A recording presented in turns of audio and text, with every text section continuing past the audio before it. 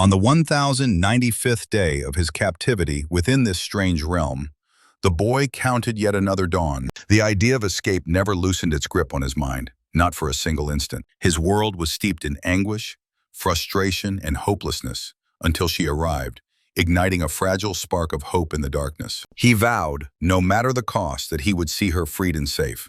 This gifted youth, marked by destiny, was struck by lightning while pursuing the girl. He was a diligent scholar, a master of kendo, but hopeless when it came to romance, untouched by games, and treated like a child by all. Fate twisted cruelly, and while following her, he was thrust into the perilous world of a game. Harsh terrain, dead zones with no signal, and furious beasts surrounded him at every turn. The sole path to survival lay in slaying monsters endlessly and building strength. He climbed to level 15, amassed 24,000 experience points, and earned 50 points to distribute. To endure, he had to gather more experience, acquire stronger weapons, and awaken a hidden system. This system of mercenaries offered him the chance to summon a warrior, a chimera, or even an Asir. The leveling process looked simple until the murderous gods appeared. For the first time, he felt paralyzing dread, as though his will had been crushed flat. Like prey caught in a cruel hunt, he imagined divine judgment poised above him. He could not comprehend how he kept rising after every stumble. Whenever defeat struck, he simply tried again, even when death brushed against him. His relentless resolve stirred the unique blessing of the goddess Latona. The gift granted him an additional 100 points across all his attributes. His name was Adrian Vey, though to others he seemed no more than an ordinary middle schooler. No obstacle had ever appeared too great for him to solve. At least that remained true until the day he fell for a troublesome girl. She asked Adrian to finish her homework, claiming she would be busy with a quest later. He frowned, reluctant, yet agreed. When Manhua saw his displeasure, she asked what was wrong. He asked her if he might join the game as well. She smiled brightly and agreed at once, saying their party needed extra support. She told him to meet her in the starter village at 8:30 and handed him her ID. Unexpectedly, rain began to fall that day. Adrian calculated he could be home by 8. He prayed no one in the house would turn on extra appliances. He wanted to play without disruption. Stepping through the door, Adrian announced his return. His mother noted he was home earlier than usual. He explained classes had ended sooner because of the storm. She nodded, agreeing the rain was pouring hard, and told him to rest while dinner cooked. Adrian asked if they could order takeout instead. She agreed, promising to leave it by his door once it arrived. She marveled at how her son, who had always avoided games, now seemed curious about them. She had often told him to relax more. Watching his haste, she guessed he must have arranged to play with someone, perhaps even with a girl. At that time, the most popular VR game was Cosmos. All that was required to enter was a single helmet. For Adrian, this would be his very first step into gaming.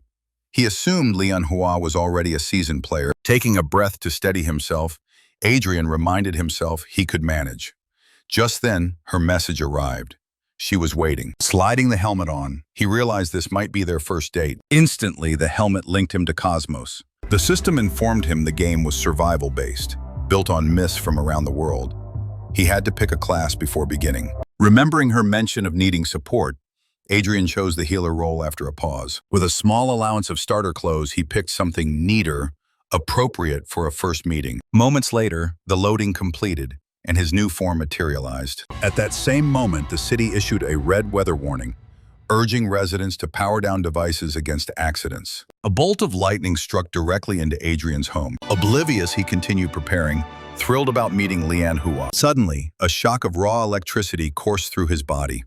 He had no idea what was happening. His mother peeked into his room, checking that he had unplugged everything. Staring at the empty room, she was bewildered. Adrian was nowhere in sight. Elsewhere, monsters bared their teeth in grotesque grins. A girl sat collapsed on the ground. Her blade shattered, her clothes ripped and soiled. Summoning her last strength, she screamed for help, praying someone would hear. A golden brilliance lit the darkness, and Adrian appeared at her side. He apologized to Manhua for being late and promised she was safe now. Meeting his gaze, she whispered that he was her hero. Fantasizing about their kiss, Adrian warned her not to hurry. His face was already dripping with drool. Abruptly, he snapped upright, confused about where she had vanished. Adrian admitted the sensations were uncanny, though he couldn't grasp their nature. It felt like sparks running through his veins, oddly pleasant. Looking around, Adrian assumed he was already within the game. The heat pressed down on him. Everything looked uncannily real. He should have spawned in the starting village, yet it was deserted. He decided to message Manhua. The system rejected the attempt, requesting he re-enter her ID. Adrian frowned. This was not how things were supposed to work. He was sure he remembered her ID correctly. For the moment, he resolved to reach the starter village. Surely she was waiting nearby. Yet his location flickered strangely, neither here nor there, as though the system couldn't place him. A warning displayed. His position was outside the playable zone. Adrian realized this was wrong.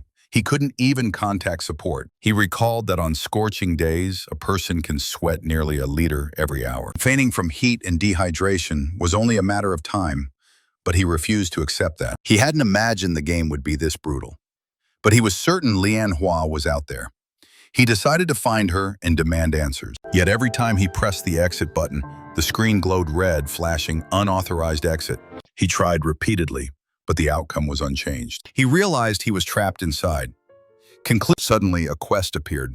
Survival. Its timer was infinite with no listed reward or penalty. Adrian felt despair swallow him. He had wanted nothing more than to play with her. Why was he imprisoned here?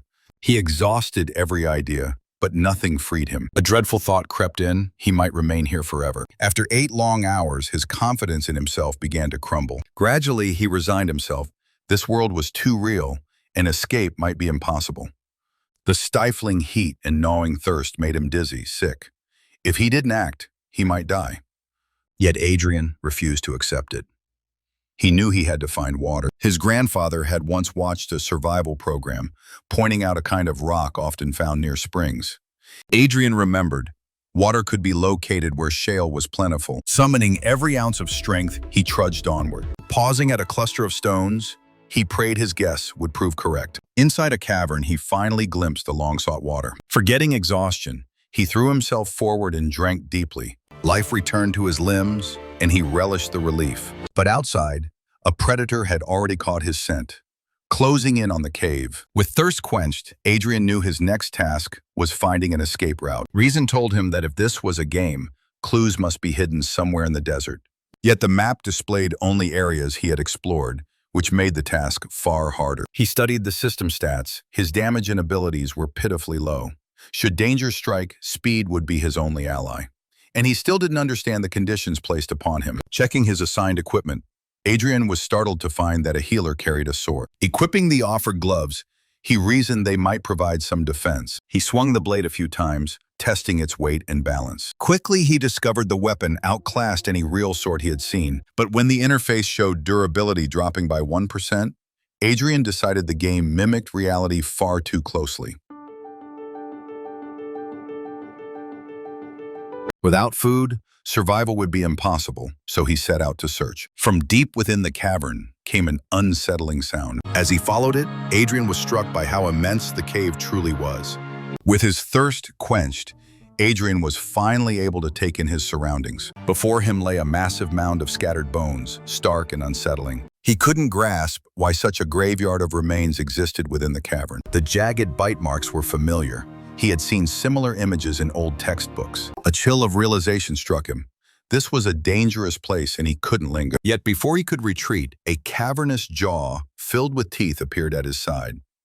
He narrowly rolled away. A fraction later, those fangs would have torn into his throat. A desert wolf of level 5 revealed itself, boasting relentless stamina, running 10 kilometers in daytime heat and 15 at night. When hunting, it could burst to 65 kilometers per hour, striking with a devastating bite of 200 kilograms. Its only weakness, an unshielded abdomen. With a 3-level gap, Adrian faced certain defeat. Its blows would inflict double the normal damage. The reality of the beast's speed and strength hit him. It utterly outclassed him. Knowing escape was hopeless, Adrian braced himself for combat. He accepted the bitter truth. Failure here meant death. Back in his first year of high school, he had served as captain of the Kendo Club. By then, he had already become the youngest 6th Dan master in the country. His path into martial arts was simple. His mother had adored Kendo in her youth. She herself had once been honored as one of Kimura's Kendo stars. Inspired, Adrian began training in Kendo while still a child. At first, he thought it glamorous, fancy clothes and dramatic duels. But the deeper he practiced, The clearer it became. Every movement demanded precision. Standing across from an opponent in full armor, his heart raced and breath grew shallow. Terror often seized his body, locking his limbs in place. That terror stemmed from one source, his own weakness. The cure was endless discipline, ceaseless drills, and the will to crush idleness. He spent every free moment inside a stifling dojo, rehearsing each strike tirelessly. Losing, training, swinging again and again, it became his rhythm. Through persistence, he rose to the rank of the youngest sixth Dan master in the nation. In a world ruled by predators, no one could predict how fearsome the next foe might be. Accepting the challenge, Adrian hurled himself forward, declaring he would not be underestimated. His blade struck first, yet it bounced off harmlessly, leaving the beast unscathed. The wolf lashed its tail, smashing into him with brutal force, flinging him aside. Staggering, he wondered why his sword seemed utterly useless. The system coldly clarified. His attacks failed due to the wolf's dense armor. Its only weak spot remained its belly. Already the wolf gathered strength and charged, jaws wide. Adrian knew where to strike, yet the beast's speed made it impossible. Each lunge aimed to finish him. If he only defended, he would eventually be overwhelmed. He refused to accept that this was where his story ended. With his health critical, the system urged him to heal, but he had another plan: to expose its belly. If it worked, victory could be his. As the wolf clamped onto his shoulder, pain seared through him. Gritting his teeth, he rammed the sword upward into its exposed underside. Relief surged, his strike had landed, and triumph was his. He had baited the wolf, letting it taste his flesh, to exploit its vulnerability. For slaying the desert wolf, Adrian earned 6,000 experience, reached level 5, and unlocked 25 skill points. As his level rose, his wounds miraculously closed. A hidden marketplace system activated before his eyes. He reminded himself, this was still a game, rewarding kills with experience and stats. But the concept of a market baffled him. Determined to explore, he pressed enter. An array of weapons unfolded in luminous detail. This was the trading hub. Oddly, mixed in with arms and armor were appliances and household tools. Who would need such things in a death game? The mercenary options, however, required level 100. He froze, dumbfounded. Out of nowhere, a woman manifested, sword leveled directly at him. On closer look, she was only a holographic projection. A list of possible roles materialized before him. Warrior, tank, mage, assassin. The options sprawled endlessly. The sheer variety left him momentarily stunned. Then, a cute girl appeared beside him, designed as the support class. He scoffed at such helplessness, suspecting the game intended to trap him here forever. The system warned him that, at his current level, only basic goods were available. Irritated, he snapped that he already knew. He ended up with 5 sweet buns and 3 sodas. Enough to get by for now, but not a solution. Checking his stats, Adrian noted they were balanced, though how to unlock abilities remained unclear. For now, upgrades would suffice. Points, once placed, were permanent. His future hinged on these choices. Armor meant survival. Magic boosted spell damage. Strength raised physical attack. Endurance bolstered defense, and agility enhanced speed. Against the desert wolf, he had been 5 levels behind, yet its speed and power had dwarfed his own. To handle other beasts, he needed more speed and more striking power. He placed 5 points into armor, 10 into strength, and the rest into agility. Instantly, his body shifted. Stronger, faster, more resilient. The sensation of transformation was surprisingly exhilarating. But glancing back, he spotted more wolves approaching, a perfect chance to test his growth. He vowed that not a single wolf in this den would remain alive. As one lunged, he sliced cleanly, severing its head in one swift motion. He realized his new power tore straight through their defenses. His swordsmanship, too, had sharpened, proof of his improved stats. He now felt unstoppable. With blinding speed, he cut down wolf after wolf before they even reacted. Within minutes, he had reached level 15, tallying 24,000 experience and 75 more points to spend. He marveled that leveling made combat increasingly effortless. Emerging from the cave, Adrian found night had already fallen. With food, water, and cooler air, he could press on. But then his eyes widened in dread. He saw corpses of wolves shredded apart, littering the ground. Inspecting one closely, he questioned what could have slaughtered them. A shrill cry echoed as yet another wolf collapsed, lifeless. Alarmed, he gripped his sword, preparing for whatever new threat lurked. High on the ridge stood a figure, casually dangling two wolves by their necks. Suspicion hardened in Adrian's eyes. He couldn't tell if this was ally or foe. The silence pressed around him, the strangeness thick in the air. He swore he saw a human silhouette among the carnage, undeniable proof someone else was there. Perhaps, he thought, another player trapped in this world like him. But studying the corpses, he noticed the blood had been completely drained. All unease grew. Was this savage killer truly a player? A system warning flashed. Too late, he realized his mistake. He lashed out, severing part of a slithering tentacle. His sword's durability plummeted by 25%. Horror dawned. This was no human. It was the true culprit behind the massacre. The monster before him was of a far higher class. The gulf between it and the desert wolf was immeasurable. Without his recent upgrades, he would already be dead. Watching the creature's limb regenerate, Adrian recoiled in shock. The system revealed its name, the Wandering Arbiter, but its level remained concealed. Known to stalk the Rarknea desert, it reigns supreme, feeding on blood with unmatched speed. No prey escaped once it chose to hunt. Though Adrian had steeled himself for monsters, this being's aura crushed his will, freezing his body in place. For the first time, he felt the primal terror of being hunted. Without hesitation, the Arbiter lunged, launching its attack. Adrian narrowly rolled aside, evading what would have been a fatal strike. He told himself he didn't care.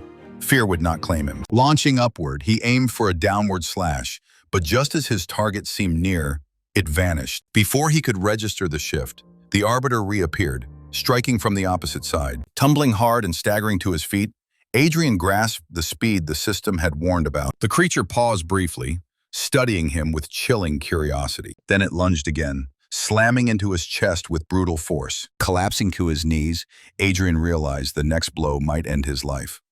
Yet he noticed a hesitation, as if the beast was calculating something. Another strike hurled him face first into the dirt, gasping for breath. Approaching him, the monster lifted his sword, muttering in its own tongue. To Adrian's shock, it offered him the weapon back, an act he couldn't comprehend. When the creature pressed a clawed hand to its throat, Adrian assumed it was inviting him to strike. It reminded him of a cat toying with a mouse before devouring it. The chilling realization hit. This monster was simply playing with its prey. Flattened once more, Adrian's weapon had lost 80% of its durability. He accepted grimly that normal strikes could never reach something so fast. Yet staring into its eyes, he couldn't shake the thought that there was a man behind the monster. When it spoke again, he realized it could communicate. The Arbiter sneered, calling him as feeble as a worm. Adrian swung sharply, severing the hand gripping him. He spat back that the creature was filth, no better than a crawling insect. To his surprise, the Arbiter laughed, amused, saying he hadn't met anyone intriguing for a century. Adrian retorted that he hadn't felt such a fire in his blood for a long time either. Memories of family and friends felt distant, yet he knew he could not fall here. He begged them silently to wait for him. Suddenly, his body blazed with radiant light. Once more, the blessing of the goddess Latona ignited within him. His stats surged, 100 points added to every attribute. The monster noted almost admiringly that Adrian now radiated true strength. Summoning all his energy, Adrian struck again, this time hitting true. He pressed his assault relentlessly, hacking without pause. But the system declared his weapon's durability had reached zero. It shattered, useless. Tossing it aside, Adrian launched himself at the Arbiter with his fists alone. He swore he would rewrite the monster's notion of humanity. Dust swirled, and for a heartbeat he thought victory was his, yet the enemy had vanished. In an instant, the Arbiter reappeared behind him, slamming into his back. Again it mocked him, repeating that he was nothing but a maggot. Adrian's heart sank. Defeat seemed inevitable. The creature drew back, gathering strength for the final strike, bidding farewell to its pathetic prey. As Adrian felt his body being torn apart, he knew death had come. The system announced it coldly. Player Adrian Vey, health reduced to 0.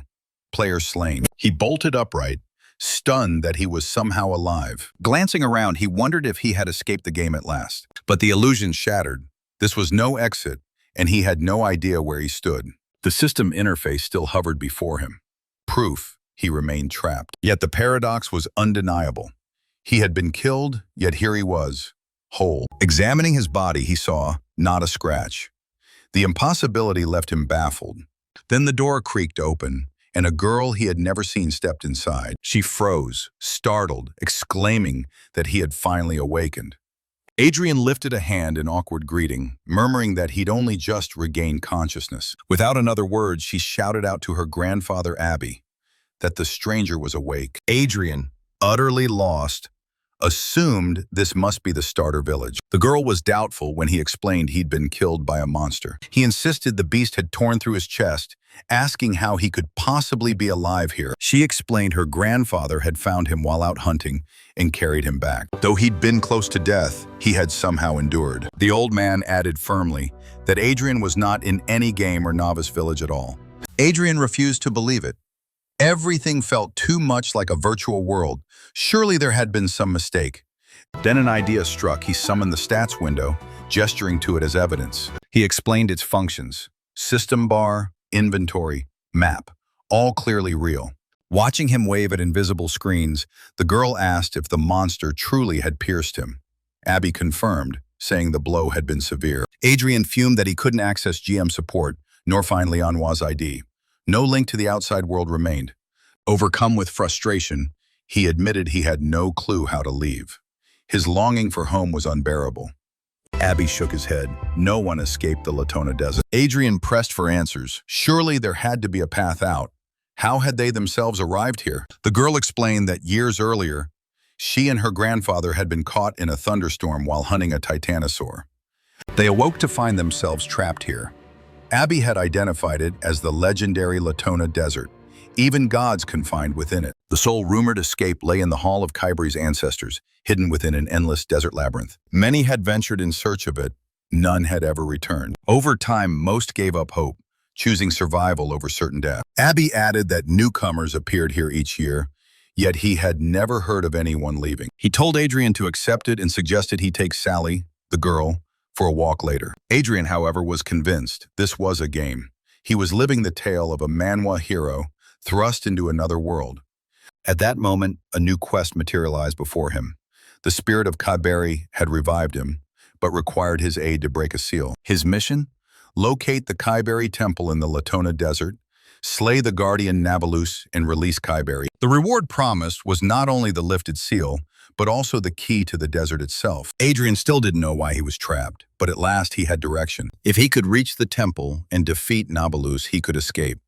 He vowed that he would find a way out, no matter what it cost. Sally pressed him, asking how he had even gotten here. She had been searching for him half the day. He apologized, explaining he wandered whenever he was idle. Gesturing to the horizon, he asked if this truly was the Latona Desert. She confirmed it, saying the town was encircled by the desert. No matter where he went, he would face endless sand. Adrian sighed, realizing his search for the temple would be long. Sally worried aloud at his intent, but he had no alternative. Escape depended on it.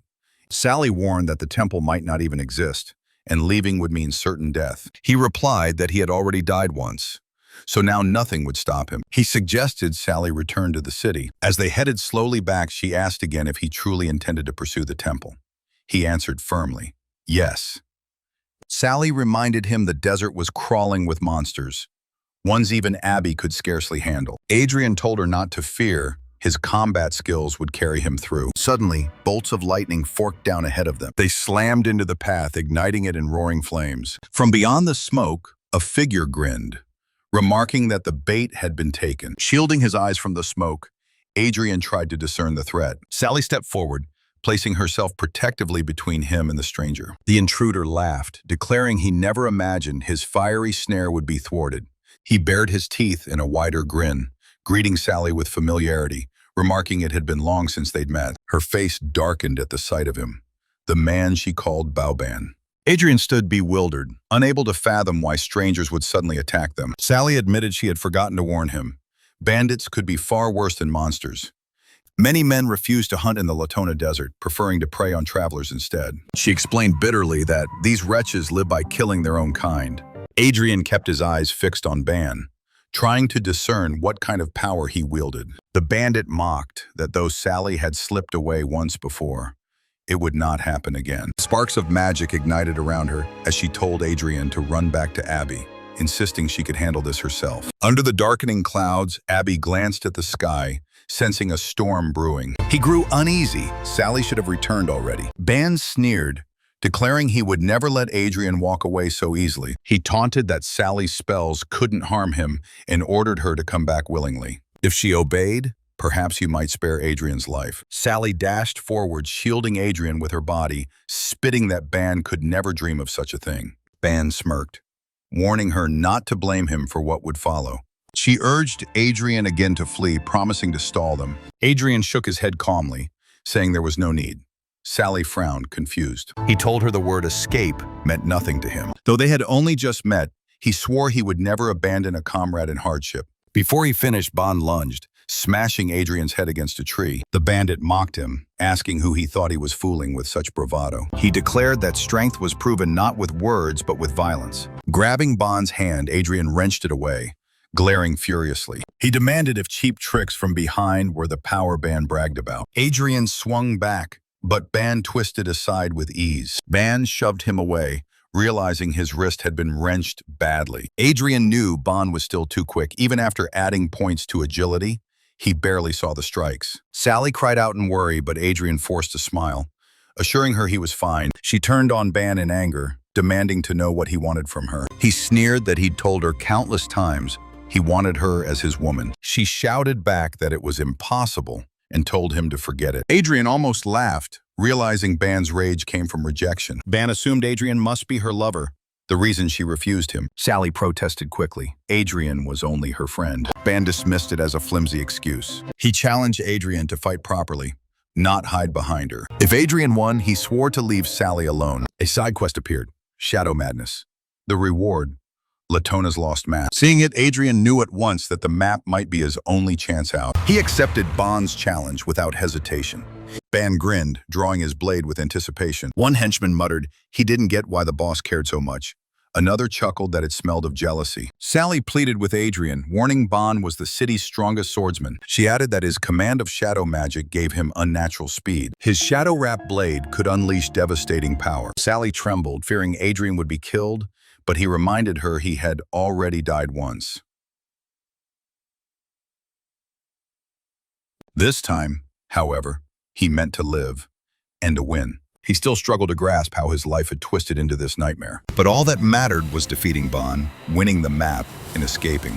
Adrian launched a fierce kick, but Ban skipped back effortlessly. The bandit looked disappointed, expecting more from Sally's supposed favorite. Adrian frowned. It was strange Ban dodged without striking. What was he planning? Sally told Adrian to run to Abby, while she sacrificed herself. Only Abby could match Ban. Adrian refused flatly. He wasn't going anywhere. He told her not to worry. This fight was inevitable, and victory might open their way out. Sally blinked, baffled. What did beating Ban have to do with leaving this world? Adrian admitted she was right. Since his arrival, nothing made sense.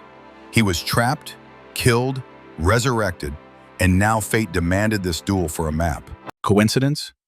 No. Someone was pulling the strings. Ban cut off his thoughts, asking why he froze. Was he too scared to continue? Adrian barked back that it was Ban who was afraid, dodging blows instead of fighting. Ban snarled, saying it wasn't fun to fight an unarmed fool. Deciding to prove his honor, Ban tossed his sword at Adrian's feet. He didn't want Sally or his men thinking he was bullying the boy. One thug laughed, saying the boss was generous today. Adrian smirked, doubting Ban's sense of fairness. He remembered well the earlier ambush. Ban insisted it had been quick reflex, not dishonor. Adrian told him to stop making excuses. This time they'd fight fair. Whatever it took, Adrian had to win and claim that map. Ban promised to reveal the true terror of shadows. Without delay, Adrian rushed forward to meet him. Ban sprang back and struck, but Adrian caught the blade with his own. Sally shouted a warning. Another strike was coming from behind. Ban moved so swiftly, it felt like he existed in two places at once. A shadow dissolved above him, and Adrian realized the danger too late. The system announced he had been struck, losing 300 HP. Only 700 remained. and at less than 300, the fight would end in defeat. Ban smirked, advising him to surrender. He could never win. But surrender never crossed Adrian's mind. He cast a healing spell, his pulse steadying, blood clots sealing. The bandits jeered, laughing that their foe was just a priest. A priest against a shadow swordsman. Ban once more told him to leave Sally and run. He wasn't worth killing. Adrian retorted that Ban feared losing to a priest in front of her. He told Ban to shut up and fight. Enraged, Ban vowed to show him the true depth of shadow power. He unleashed a skill. Shadow Double split from his form, circling Adrian. Adrian understood now. The swordsman could create clones in combat. The earlier ambush made sense. The copy had attacked head-on, while the real Ban struck from behind, switching positions seamlessly. Adrian's heart sank. This would not be an easy battle. Ban admitted he had pitied the boy when he discovered he was a priest. But since Adrian demanded it, he would now face the Shadow Swordsman's signature technique, an attack that could never be blocked. Adrian raised his sword, planting his feet, ready. Ban scoffed as Adrian leapt at him, calling him arrogant. He gestured, letting one of his doubles test the boy first. The clone lunged at blinding speed, their swords clashing, sparks flaring. Adrian gasped at the strength. It was nearly impossible to parry even one. Ban taunted that dodging once didn't mean he'd be so fortunate again. A blow landed hard, blood spraying as Adrian's weapon slipped from his grasp. For a moment, everyone froze, stunned by what they saw. The double faltered in disbelief. Its blade had aimed straight at his heart, yet Adrian dodged. Ban's face twisted in anger. What the hell just happened? Adrian panted heavily, clutching his weapon tighter. He had been a breath from death. The system announced he had unlocked Lightning Strike, a skill born of his agility. When faced with mortal peril, his speed gave him power. Without it, he would already be dead. Now he only had to deal with one clone. Ban laughed in a half-mad way at Adrian's improbable luck, noting he had struck only a clone. He recalled the double to his side, promising the real game was only beginning. Ban admitted that sparing an opponent was foolish and confessed he had underestimated Adrian. He warned the boys sharply. The play was over now, and his eyes had better stay wide open. Together with his shadow copies, Ban raised their blades in unison for a combined strike. With a thrust forward, he unleashed a technique called Desolation Slash. Adrian braced, barely twisting aside as the blade whistled past his ribs. Blows hammered him from every angle. One carved a bloody gash into his arm. The system chimed. 30 HP lost. Heal immediately. Adrian cursed, frustrated, weaponless, and forced to dodge endlessly. Out of nowhere, Ban materialized in front of him, grinning. With smug delight, he declared the god of death had arrived for Adrian. Adrian snarled back, saying he'd be sure to reserve a grave for Ban instead. A deafening blast shook the air, freezing both fighters in place. Ubi appeared, catching Adrian's next blow mid-swing, ordering him to lower his hand. The old man spoke gently, urging calm. Sally rushed to Adrian's side, asking in panic if he was hurt. Once reassured, Ubi told them both to return home quickly.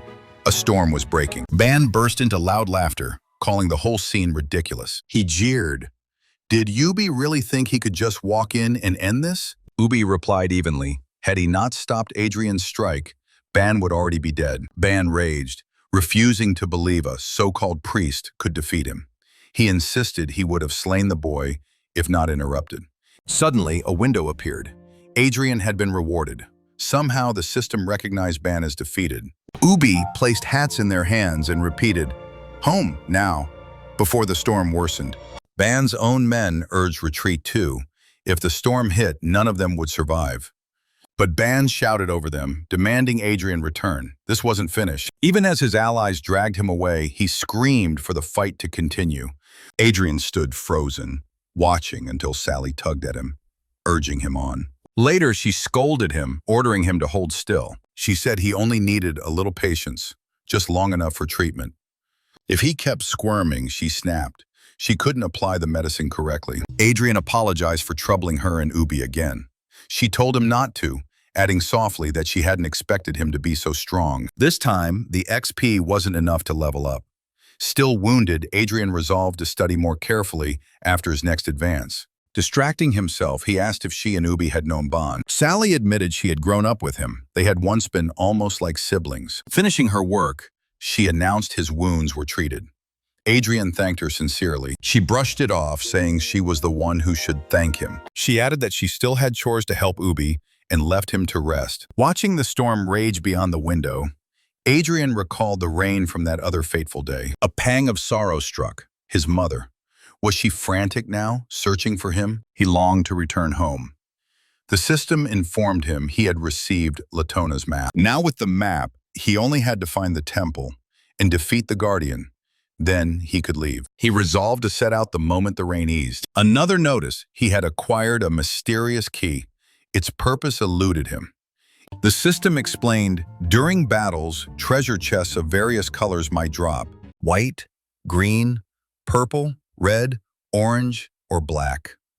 The key unlocked them, granting rare gems, weapons, or gear unavailable in shops. Pulling on his cloak, Adrian whispered to himself again. He would find the way out. He smiled faintly when Yubi stepped inside. The old man apologized for arriving late. The downpour had nearly drowned his seedlings. Adrian waved it off, asking instead what Ubi wanted to discuss. Ubi inquired about his injuries. Adrian insisted they were just scratches that would soon heal. Ubi confessed he hadn't expected Adrian to hold his own against Ban, one of the city's strongest swordsmen. Adrian admitted honestly, if Ban hadn't been arrogant, he would have stood no chance. Ubi nodded. Strength mattered, but so did willpower and insight in battle. Adrian said he had learned Sally and Ban had once grown up together. Why had he changed so much? The old man sighed, an old story. 10 years ago, on a day much like this, storm clouds broke. He and Sally had just arrived in town. Approaching a house for shelter, they saw a monster tearing into the family inside. It was too late. The parents were already dead. Only the child survived, sobbing beside his mother's body, begging her to wake. The beast lunged at him, but Ubi struck it back in time. With a final glare, the monster fled. That orphan boy was Ban. Later, Ubi buried his parents and took him under his care. Adrian felt pity, though he couldn't fathom why Ban had become so cruel. Ubi explained. The boy swore vengeance, making it his sole purpose to find that monster. Ubi urged him to abandon it and live, but he refused. The desert teemed with beasts. Even Ubi himself doubted he could slay such a creature. Ban, even less so. Adrian wondered how dreadful a monster must be to frighten even Ubi. Still, his own task loomed. Traverse the desert, reach the temple. As Adrian brooded, Ubi told him to rest and turn to leave. Adrian admitted he had no idea how many other horrors stalked these sands. Already once he had died. At this level, he might die again before finding the temple. Last time, Latona's blessing boosted all his stats, yet the Arbiter still crushed him. That path alone would never be enough. He needed to grow stronger. Snapping out of thought, he called after Ubi. He begged to be trained, insisting he must grow, must reach the temple, must escape. Ubi halted, then slowly placed his hat back on his head, telling him simply to rest.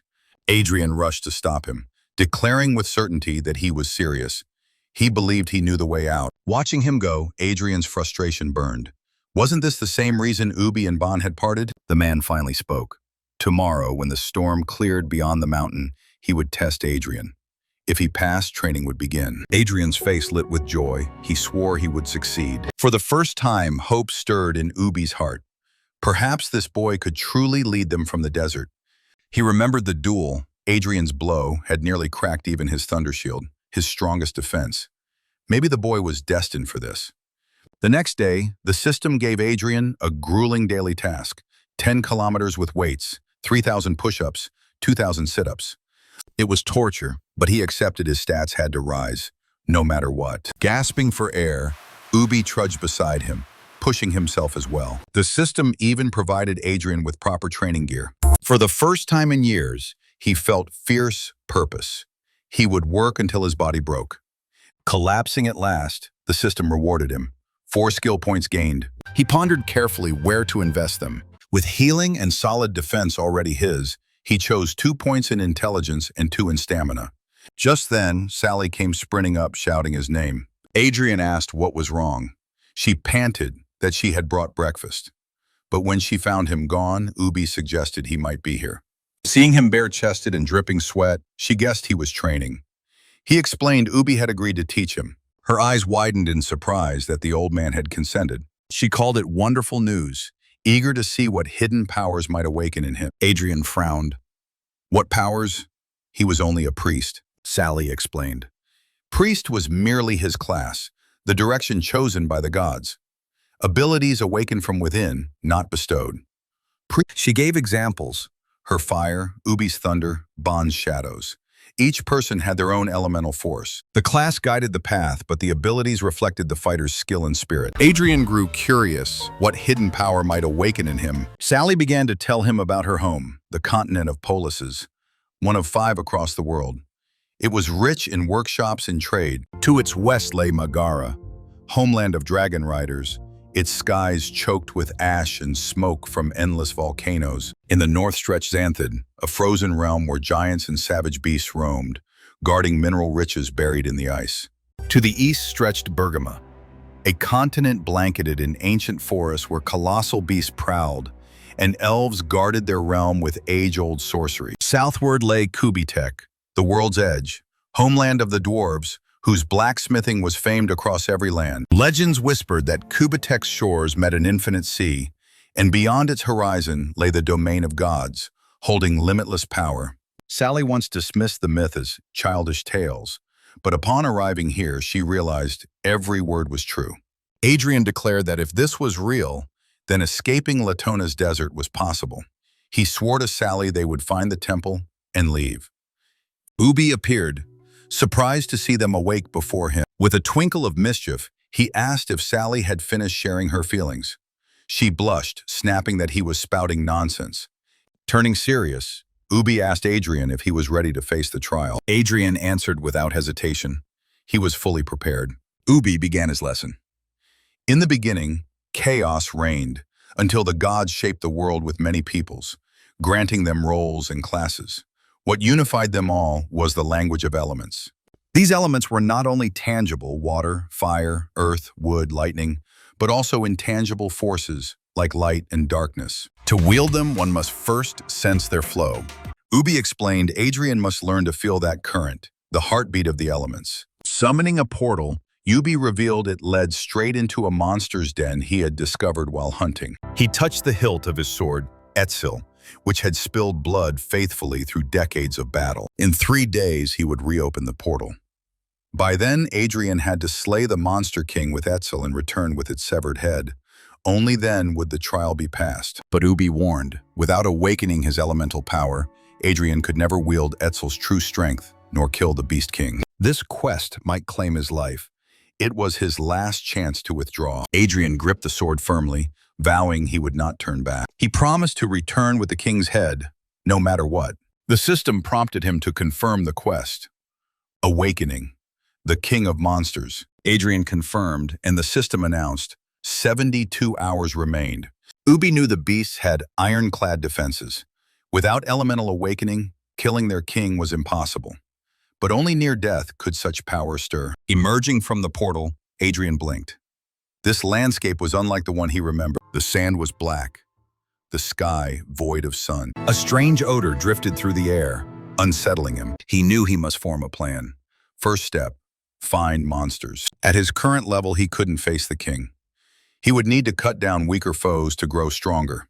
After a moment's thought, he began his search. Suddenly, an attack whistled toward him. Reflexes saved him as he leapt aside, startled at how quickly he'd been found. A level 20 Datum stood before him, one of the desert's most elusive terrors. Adrian resolved to test Etzel against it. Even without elemental power, he would decide its use himself. No longer a raw novice, he had seasoned through battle. Fear was gone, only fighting spirit remained. He told himself that with every kill, his level would rise, and with it his strength. Each strike filled him with exhilaration, the rush of victory. With one powerful thrust, he drove Etzel deep, cleaving the monster in two. The system chimed. Level 17 reached 3,500 XP, earned 5 points gained. Then he turned to see an entire horde of creatures charging his way. Even as he fought, cutting them down, he knew it wasn't enough. He was still too weak. Somewhere far away, Ban raged, unwilling to believe he had lost to a priest.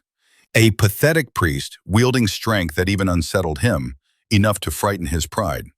Ban recalled even Ubi had struggled to suppress such force. He demanded to know, Who was this Adrian, really? Meanwhile, Adrian pressed on, mowing down Dotums one by one, his level climbing. By the battle's end, he had reached level 25, with 45 points to allocate and new access to medicines. The system asked if he wished to unlock them for the cost of 15 levels. He hesitated. The decision was difficult. He had bled for those levels, and surrendering them felt costly. But he reasoned higher levels would only grow harder to attain. If he needed items later, the cost might be impossible. To unlock everything, even mercenaries, he would need as many as 300 levels. For now, his focus was survival. To slay the Beast King, he had to endure. He spent the levels unlocking medicines, healing, fortification, skill boosting, and acceleration. Healing drafts cost 8 levels, restoring half his health instantly. Special potions cost 10, tripling attack power. As he suspected, the stronger his stats, the greater the medicine's effect. With 10,000 HP, one potion could restore 8,000 in seconds, almost full recovery. Invincible, nearly. After purchasing, only 2 levels remained. 2 lives, but plenty of vitality. Exhausted, he realized he needed food. He turned to the marketplace. He bought enchanted baguettes that staved off hunger and dulled the craving for more. They were hard and plain, nothing like Sally's soft buns. Checking the time, he realized 12 hours had already passed, 60 remained. Ubi's words echoed. The monster's lair lay to the northwest. The map confirmed it. The system reminded him of his unspent 45 points. He had forgotten entirely. He reasoned. He had built strength and agility before, but now he needed armor and mana. If he gained abilities using MP, low mana would cripple him. Too little health would also mean instant death if struck by something overwhelming. It felt like preparing for entrance exams, he mused. Math, chemistry, languages. But unlike exams, here he would face trials again and again. Each level brought new abilities. If he spread his points wisely, he could reach his fullest potential. He chose balance. 15 points to armor, 15 to strength, 5 each to defense, agility, and magic. Now only one task remained. Find the lair, slay the king, pass the trial. Sally fretted, worried Ubi had sent Adrian alone into such danger. Ubi calmed her, explaining he had marked the sword with magic. If Adrian faltered, he would intervene. Sally pressed. Why send him there at all? Why hide it from her? Ubi replied he had stumbled upon the den by accident, that was all. Changing subject, he asked Sally to prepare food for when he returned from the city. She realized it was just a way to avoid her questions. Ubi knew Adrian's will could not be stopped. The boy yearned too much for freedom. Perhaps facing the monsters would break that dream. Yet deep inside, Ubi hoped maybe Adrian could succeed. If he returned with the Monster King's head, people would see him as a god, a leader who could deliver them all. After 3 hours wandering, Adrian sensed the lair was close. A woman's scream pierced the air. She ran clutching a child, begging for help. Adrian was stunned. How had they appeared here? He rushed forward, assuring her she was safe now, asking what had happened. She pointed, trembling, to where monsters lurked, pleading for him to save them. Latona's beasts were mighty tanks, with staggering HP and destructive power, but clumsy. Then came the desert orc Rehidler, level 40, master of binding lesser monsters to his will. His ranks surpassed anything Adrian had faced, and his summons had cunning close to human bandits. Yet there was one silver lining. The orc's presence meant the lair was nearby. Adrian still puzzled over the woman and child's arrival, perhaps a teleporter as he had once used. Rehidler commanded his minions to prepare for a feast. He ordered them to tear the worms apart and revel in blood. Adrian charged first, sword flashing, cutting down foes in a blur. The woman cowered behind a rock, clutching her child. Adrian realized how much stronger he had grown since leveling. Enraged at the carnage, Rehidler barked at his minions to stop him and finish the boy. But fear struck them, and they fled, unwilling to die as their kin had. The orc bellowed after them, calling them worthless, vowing he alone would crush the human. Before he could act, Adrian pressed his blade to the orc's throat, warning him to drop the club or lose his head. Adrian demanded to know why he had pursued the woman and child. Rehidler croaked that he was sworn to serve the god of these lands, and killing him would invite divine punishment. Adrian struck him across the face with brutal force, making him cry out. He warned that next time he would not hold back the blade and ordered him to reveal the location of the lair. Without hesitation, the orc thrust his finger toward the correct path. Gil suspected the creature wasn't lying. The direction matched the map, and that ominous black mountain must be their den. While Gil's gaze lingered on the distant peak, the orc lunged toward the woman and child. With a cruel laugh, the beast mocked Gil's desire to shield them and urged him to watch closely as he snapped their fragile necks and drained their blood. The monster was eager now, determined to display his true might. But before he could act, Gil and an unfamiliar fighter charged at him together. They both landed blows at the same time, smashing into the orc's face. Gil narrowed his eyes, taking in the sudden arrival of this stranger. The newcomer grinned, remarking that Gil's skills weren't bad at all. As more figures came forward, Gil demanded to know their identities and how they had ended up here.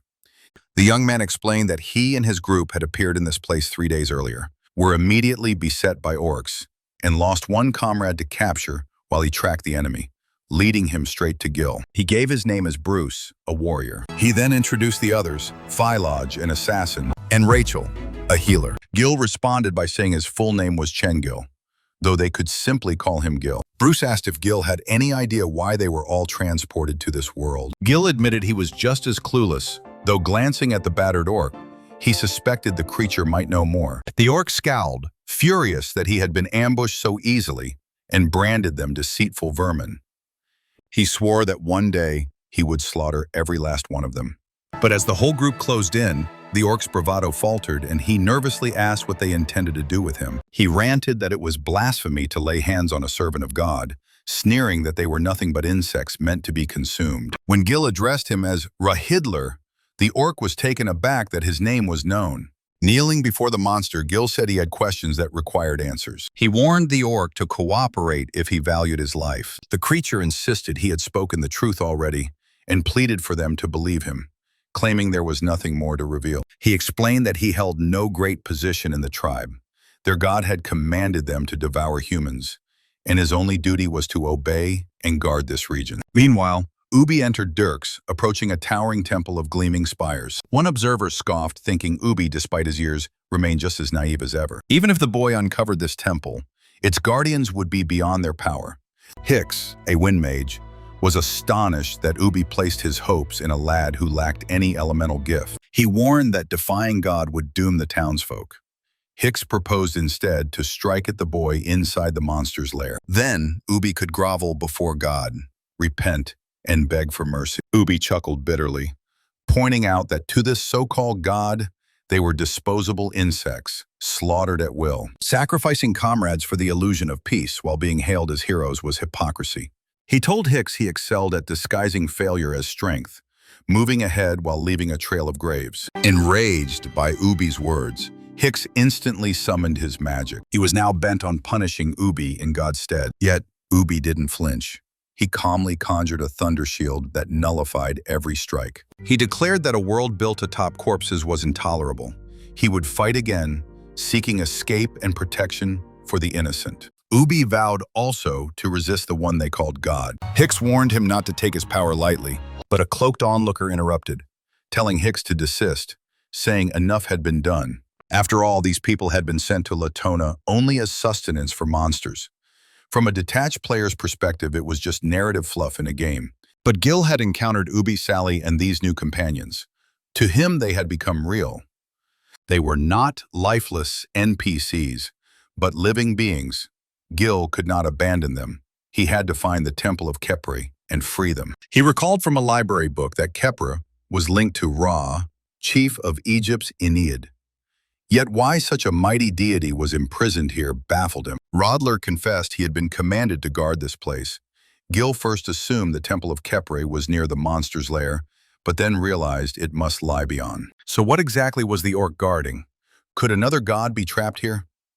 Bruce broke his thoughts, urging that they move on into the lair. None of them knew what kind of beasts awaited within. At least for the moment, this ground remained relatively secure. Bruce explained that Rachel's healing skills extended to barriers and magical boosts, so she should stay behind to safeguard the woman and child. Rachel agreed at once, assuring them she would hold her ground until their return. Bruce insisted they waste no more time and head straight to the orc's den. The orc sneered that going there meant certain death at the hands of stronger kin. Gil suspected the creature feared being devoured himself if dragged along. Stung by the remark, Rahidler snapped that he was no coward. Bruce yanked the rope binding him and ordered him forward, ignoring his raving that they sought only their own doom. Inside the lair, other orcs hauled in a massive cage packed with prisoners. They dropped to their knees before their leader, reporting this was their catch for the day and awaited instructions. Suddenly, a gust swept through, freezing the orcs solid in an instant.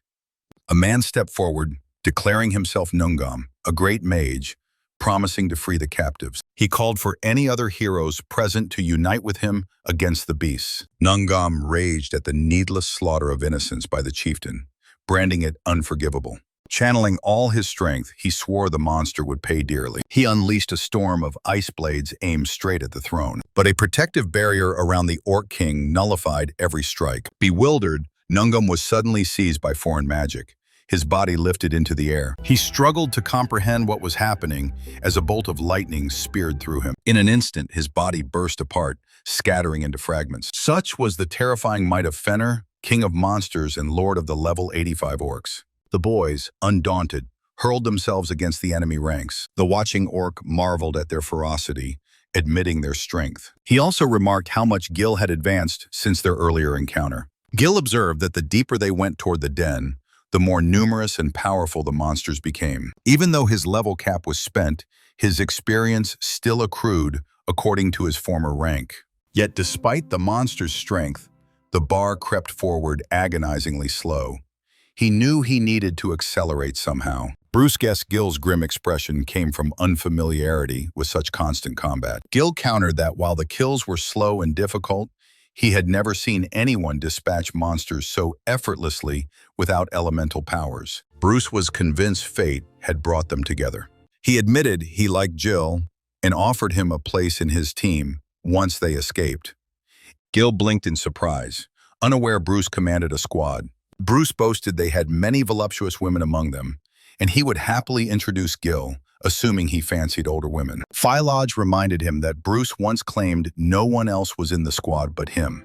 Bruce waved him off, scolding him for talking too much, and urged them onward. Philodge pointed ahead, saying the lair's entrance should be just there. Gil turned to Rahidler for confirmation, but instead of the bound orc, only a severed rope remained. During the fighting, the monster had slipped free and vanished. Rahidler was already hurrying to warn his chief of human intruders, dreaming of a reward. Entering the cavern, Bruce sniffed the air, noting the stench of orcs proved Rahidler had told the truth. Yet Gil remarked the place was unsettling. They had walked far without meeting a single foe. Their path split suddenly into 3 indistinguishable tunnels. Realizing they must divide, Bruce inscribed a fiery rune on Gil's arm. If one of them uncovered something or faced danger, they could cast it to summon the others instantly. Bruce chose the left passage for himself, sent Philodge right, and told Gil to go straight. Once more, he reminded them to use the rune at the first sign of peril. Gil still fretted over his stagnant level but found no enemies to fight. Then he halted, spotting creatures feasting on a girl's corpse. They were Toganje ghouls, level 47. Souls denied both heaven and hell.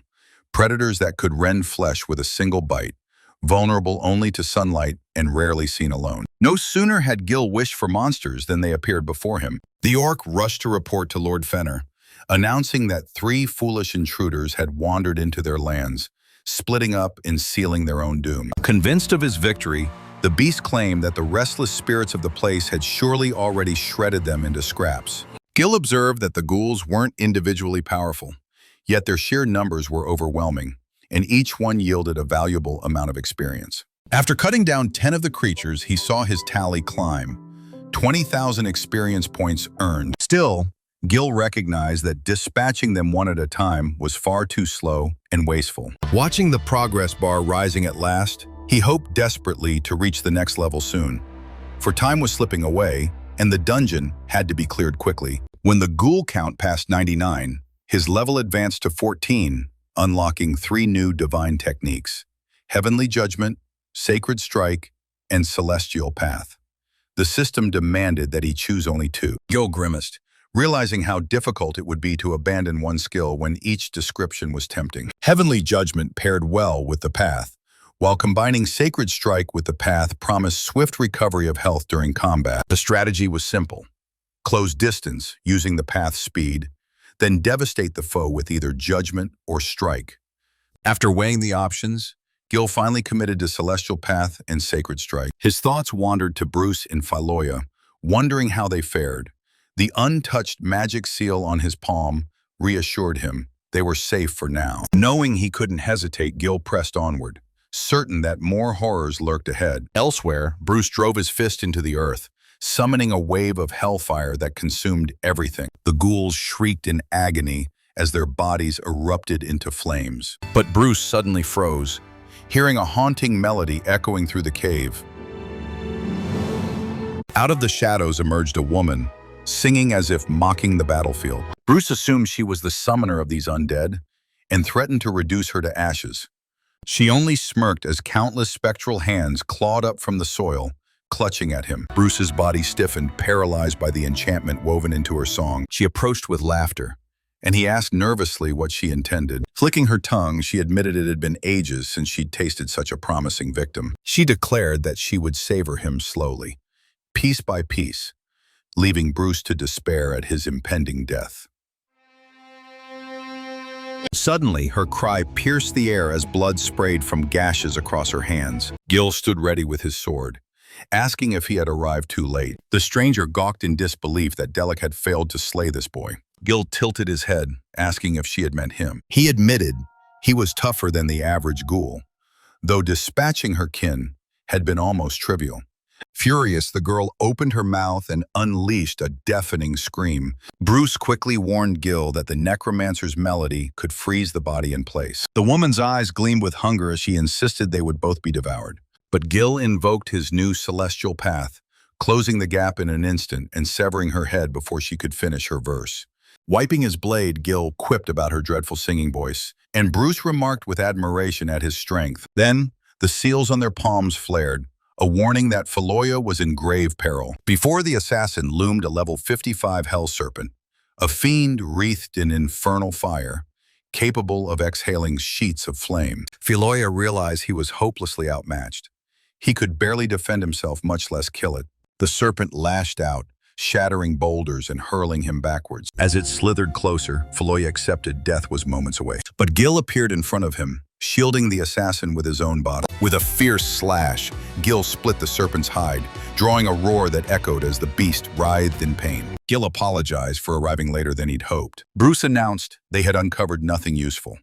Likely, this path led straight to the monster's throne. Helping Philoia to his feet, Bruce asked if he was all right, and the assassin insisted he wasn't so easily killed.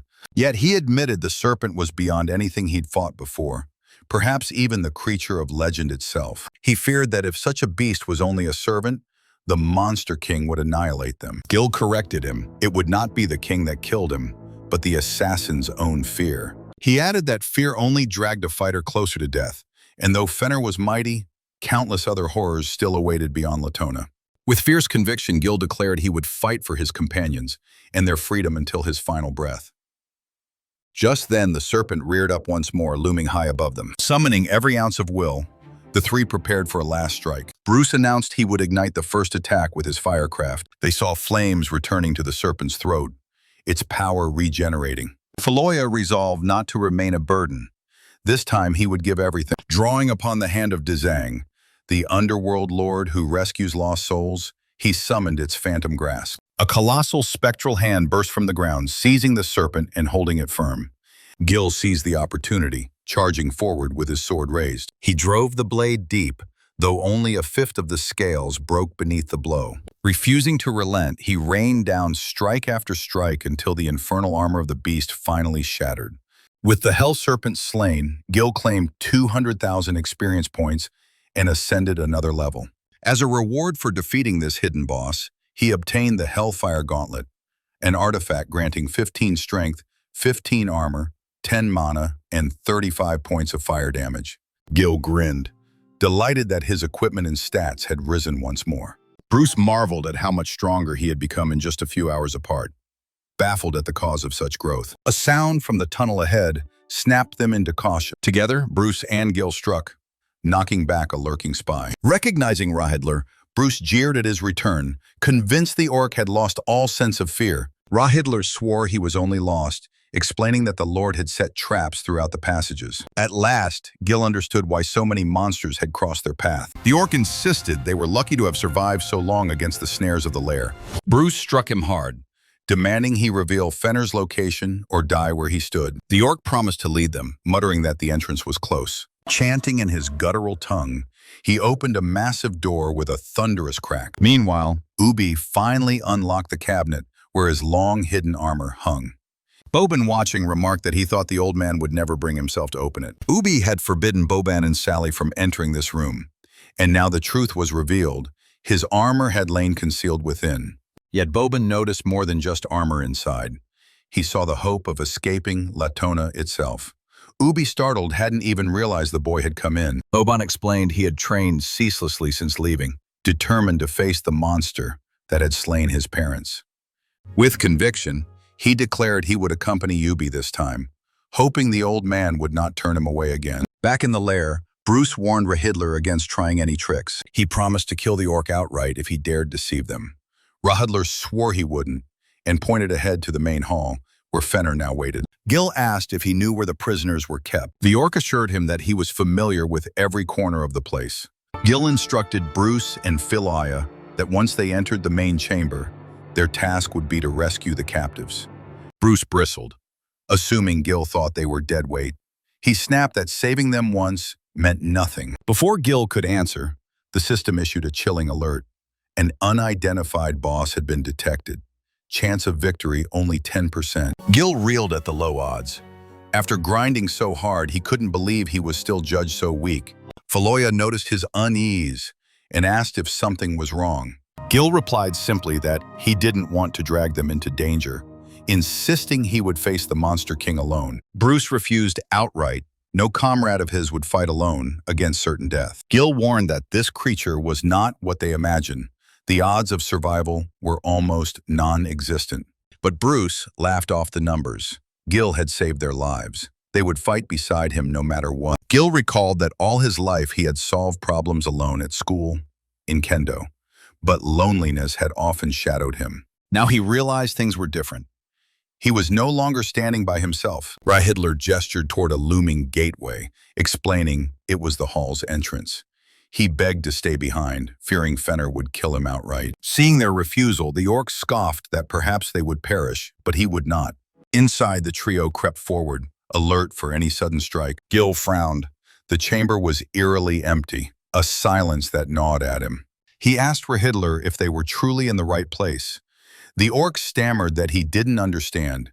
This hall was normally swarming with guards. Then came a strange noise from the door, drawing every eye. Without warning, a cloud of sickly green smoke coiled around Philia, freezing his limbs and lifting him into the air. The monstrous sovereign, the orc warlord Fenner, level 85, revealed himself before them. The instant Gil noticed Philia twisting in agony, he sprang to his feet and hurled himself at the enemy. He swung his blade at the chief, yet it merely rebounded harmlessly off the heavy shield in front of him. Still, that momentary distraction forced Fenner to release Philia, and Bruce dashed forward, catching his comrade before he collapsed. Gil could not grasp how the orc had arrived so suddenly, or how he deflected their strikes with such ease. Bruce urged him not to push himself if the fight was too overwhelming. Philia insisted he was fine and told Gil to steady his resolve. Lifting the massive slab of stone Bruce stood upon, Philia heaved it toward the looming enemy. Yet the boulder crashed uselessly against Fenner's shield, leaving no mark at all. Gil pressed in with another blow, only to fail once again. The orc leader raised his hands, emerald lightning dancing between his fingers as he prepared to retaliate. A violent surge of force blasted Bruce away. Gil barely managed to stay upright, bracing with his sword to absorb the strike. Bridler beamed with excitement, convinced that his master looked unstoppable. Gil had assumed this boss could only lash out in a single arc. But instead, the monster cloaked himself in energy and unleashed a devastating area assault. Gil immediately called out, checking if Bruce and Philia were hurt. Both quickly assured him they were still standing. He realized he had no clue how many tricks this foe possessed or what strategy they should adopt. Abruptly, the chieftain rose from his throne, laughing boisterously. Fenner declared the struggle amusing and decided to toy with his challengers further. A sudden gust lifted the dust, and in an instant, the leader vanished, leaving nothing behind. Gil grew tense, scanning desperately for the monster's next move. A spark of lightning flashed behind Bruce, and Gil raced to warn him. But before Bruce could react, Fenner drove his fist into his chest with brutal force. Gil tried to retaliate, but Fenner seized his wrist mid-strike and twisted it cruelly out of place. Refusing to yield, Bruce leapt to kick the chief, but the attempt failed. Fenner's counter knocked him flat. Bruce marveled that Gil had managed to parry the orc's blow. He admitted he'd never matched this monster, even after decades of training, and finally understood the depth of Gil's strength. Fenner confessed his surprise as well. No one had ever remained standing after one of his attacks. This fight was turning unexpectedly entertaining. Still, the chief sneered that the boy was nothing but a feeble insect whose stubborn defiance only irritated him further. Gil charged once more, vowing that the beast would be shocked again when he severed its head, and swore to repay the suffering inflicted on his friends twofold. He swung his sword at the monster's face, shouting that the strike was for Feloya. Without pause, he delivered another blow, this one dedicated to Bruce. Calling upon divine power, Gil unleashed a strike so fierce it blasted the crown from Fenner's brow.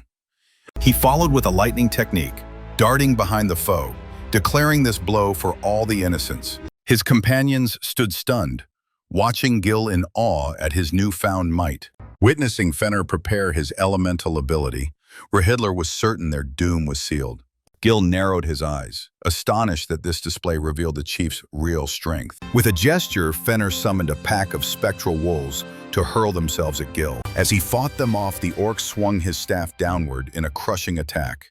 Gil staggered, his blade torn from his hand, his body riddled with bleeding gashes. His limbs felt locked, his skills still on cooldown, leaving him helpless.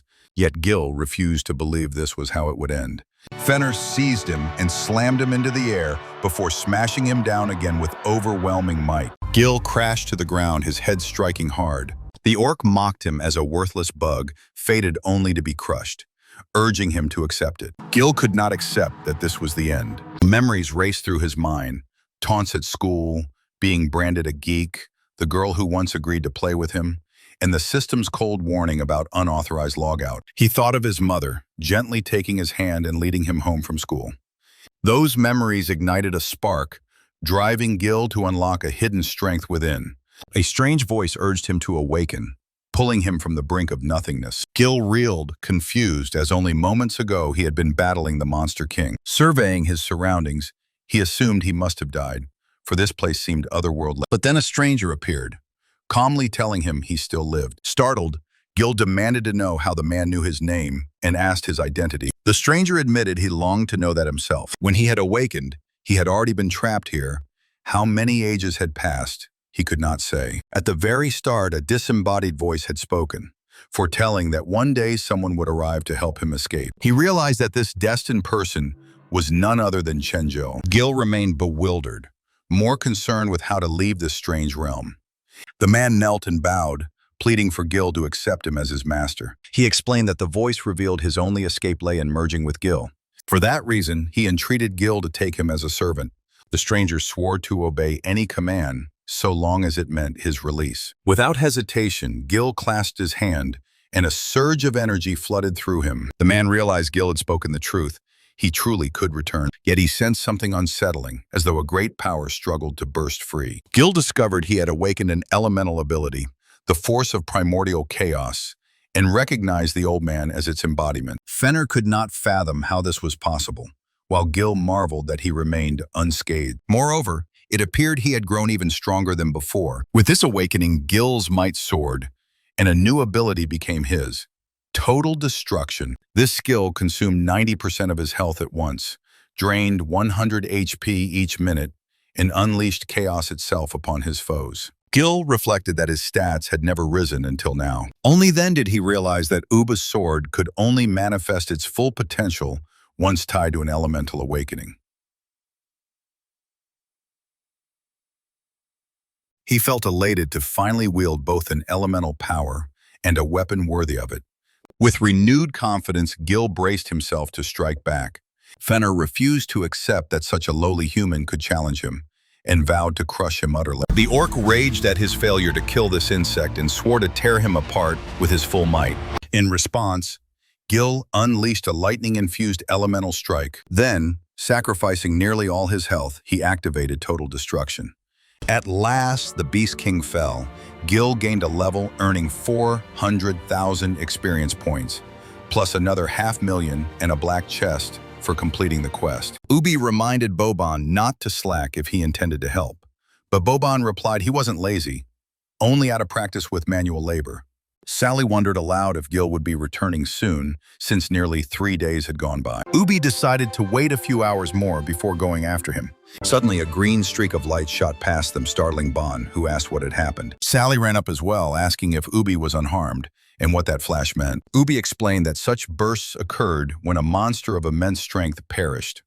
The surge had come from the lair. He understood then that Gil had awakened his elemental power and slain the Monster King. Rahidler, the orc, refused to believe his lord had fallen, that some human boy could have killed him. Even having witnessed it, he could scarcely accept that such strength existed. Bruce speculated that Gil must have been concealing his true might all along. Gil himself struggled to believe he had toppled so mighty a foe. Yet his focus shifted to the mysterious benefactor within him, who now claimed Gil as his master. Fallujah was puzzled why Gil stood frozen. Shouldn't he be celebrating? The chieftain was dead. Gil quickly reassured them he was fine and pointed out their wounds, telling them to wait while he freed the captives. Bruce refused, declaring they would accompany him, and ordered Rahidler to guide them. The orc obeyed without protest. Despite the victory, Gil felt no joy. The enigmatic old man in the strange realm weighed heavily on his mind. He began to wonder if his arrival in the game was truly accidental or if some greater hand orchestrated it. Suddenly his body shuddered, nearly sending him sprawling, but Ubi appeared in time to steady him. Gil forced a bright smile, declaring the mission accomplished. He opened his eyes to the sound of someone softly calling his name. A woman's voice remarked it was already midday and he was still asleep. Tears welled as Gil beheld his mother. He could hardly believe he had made it back. The woman urged him to get up quickly, saying she had made his favorite meal. Overcome with emotion, Gil rushed to embrace his mother, tears streaming down his face. Oban, startled and confused, shoved the boy away abruptly. He exclaimed that Gil had frightened him, astonished that he had even tried to hug him. Realizing what was going on, Gil quickly slipped back under the blanket, asking why Boban was even there. Ban explained that he was only assisting the elder and watching over him, and warned Gil not to get any wrong ideas, adding that when the time came, they would fight once again. Ban instructed the boy to remain put while he went to inform Sally and Ubi that Gil had awakened. Gil realized the whole scene had only been a dream, though he couldn't understand how he had ended up here. His last memory was of Grandpa Ubi rushing toward him. Suddenly remembering Bruce and Fallujah, he asked where they were now. The system then notified him that his inventory contained a treasure chest, along with several unspent stat points. Recalling that he had obtained a key after defeating Boban, Gil decided to use it to unlock the chest. From it, he acquired the legendary Ring of Fenrir, which granted +10 to every attribute and bestowed the ability to summon the Monster King's protective shield. Another legendary prize lay inside, an egg. Startled, Gil wondered aloud whether it was even edible. To his shock, the egg began to crack. As it split open, Gil assumed he had just gained a new familiar. But what emerged left him stunned. Instead of a beast, a small child appeared who instantly leapt into his arms, clinging to him and calling him daddy. Gil hastily asked the system to explain what this child was and why it had been hidden in the chest. He could not comprehend why a baby would be locked inside such a treasure at all. The system replied that his user rights were insufficient to reveal the creature's details, but confirmed that he was permanently bound to it. Gil tried everything to pry the child away, yet it clutched him tightly, repeating the word, Dad. Frustrated, Gil insisted again that he wasn't its father and demanded to know if it could even speak, declaring he had no intention of dragging a child everywhere. He resolved to consult Sally and Grandpa Ubi, hoping one of them would agree to take the baby. But when he saw the child's trembling lips, he knew what would happen next. The baby burst into tears. The system instantly warned him that rejecting the creature carried a penalty. He was now assigned an additional trial with a 30-minute time limit. Gil was left baffled, with no clue what this extra test would entail. Suddenly, the child glowed so brightly it blinded him, and Gil assumed this was the punishment. When his vision returned, he found himself standing in a vast frozen wasteland. He quickly tried to reassure the child, saying he wasn't abandoning it, only that he was still a student himself and had no idea how to care for a baby. Out of nowhere, a massive beast appeared behind him, an ice devastator, a level 40 elite. The system announced the beginning of the challenge. Gil had 30 minutes to eliminate all monsters. Failure would cause their numbers to double. Moreover, he was required to protect the child.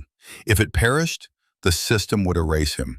No experience points would be awarded for kills during this trial. Gil told the little creature that survival was the only option, urging it to cling to his neck and never let go. Drawing his sword, Gil summoned forth his elemental energy, readying himself for the battle ahead. Meanwhile, Ubi remarked that Sally still hadn't come back from the market and asked how Gil was doing.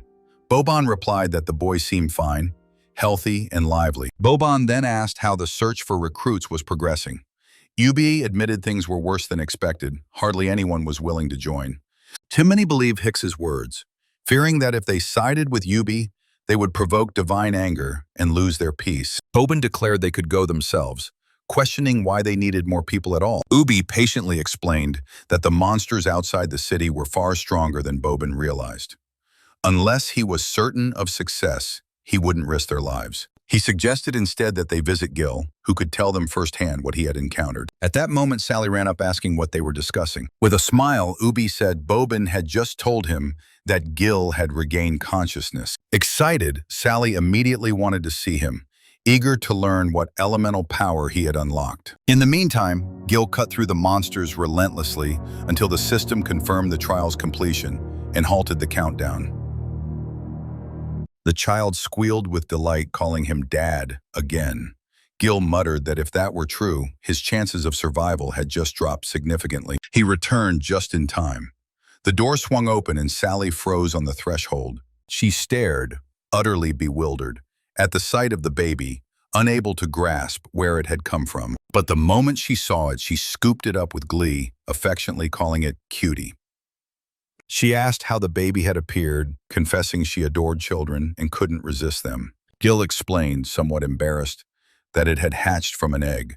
Sally laughed in disbelief, insisting babies don't come from eggs. Gil agreed it was impossible, but he also knew discarding it would bring punishment. The men entered, alarmed by Sally's loud exclamations, demanding to know what was going on. Excitedly, Sally held up the baby, proclaiming that Gil had brought it back with him. Boban gawked at the child in shock, unable to understand how he hadn't noticed it earlier when he visited Gil. Gil, fumbling for an explanation, claimed the child had crawled under the bed. Realizing that wouldn't hold up, he decided to say he had rescued her from a monster's den. Grandpa hushed Boban and Sally, reminding them Gil had only just awakened and urging them to prepare supper instead. Setting the baby down, Sally instructed her to behave and promised to make something delicious for her. Once again, Boban asked if Sally would consider being his girlfriend, to which she curtly replied that the thought never crossed her mind. The baby waddled back to Gil, tugging at his clothes and pointing at her mouth. Stroking her head, Gil assured her she would be fed soon. Grandpa Ubi then apologized to Gil, though the boy wasn't sure why. The elder confessed it was his fault, saying he hadn't anticipated the Beast King's immense strength and had nearly gotten Gil killed. Gil insisted he shouldn't blame himself. After all, it had been Gil's own choice to fight. Besides, the ordeal had shown him firsthand the truths his grandfather always spoke of.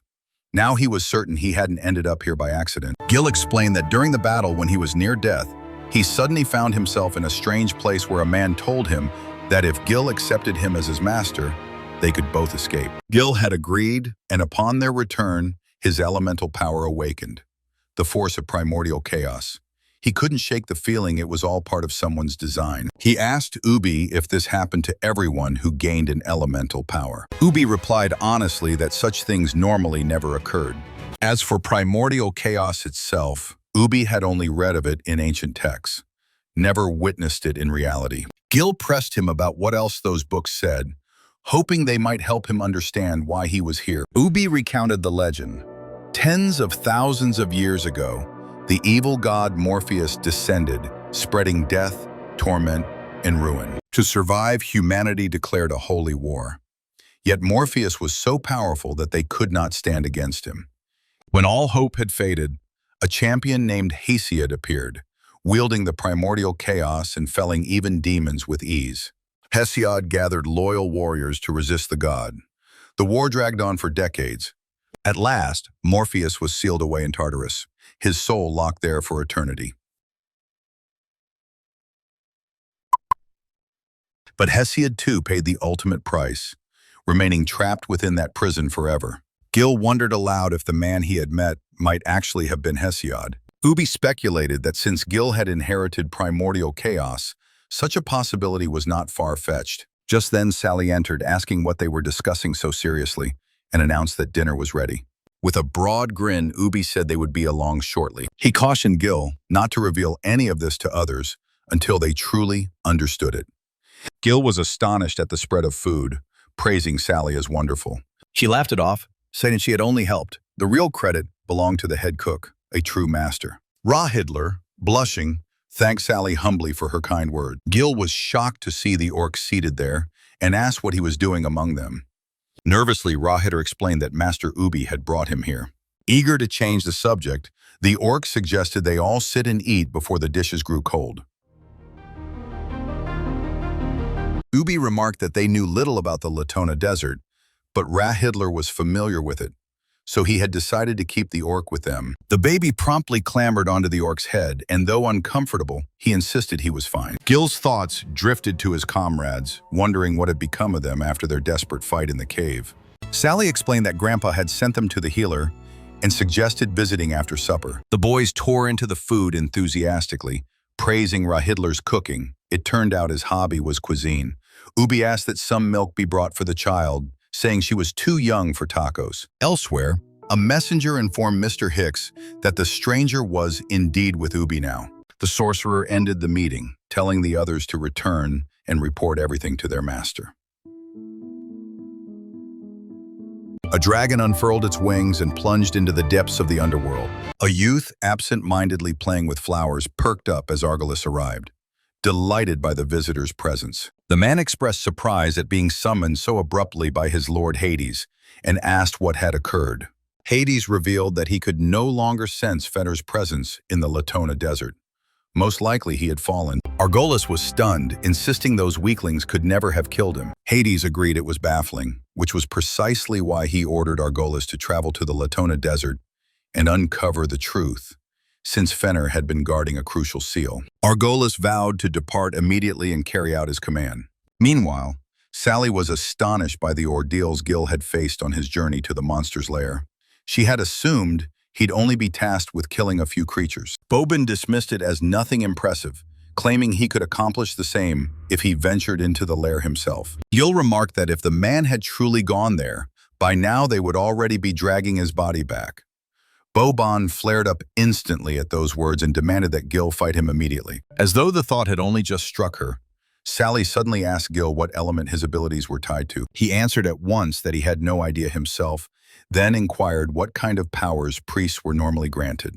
Sally explained that the majority tended to wield light, but she had known a few exceptions. Some priests carried fire, others water. Gil declared then that his gift was nothing more than simple light. Boban sneered, saying he had expected no more from him, while Sally argued the opposite.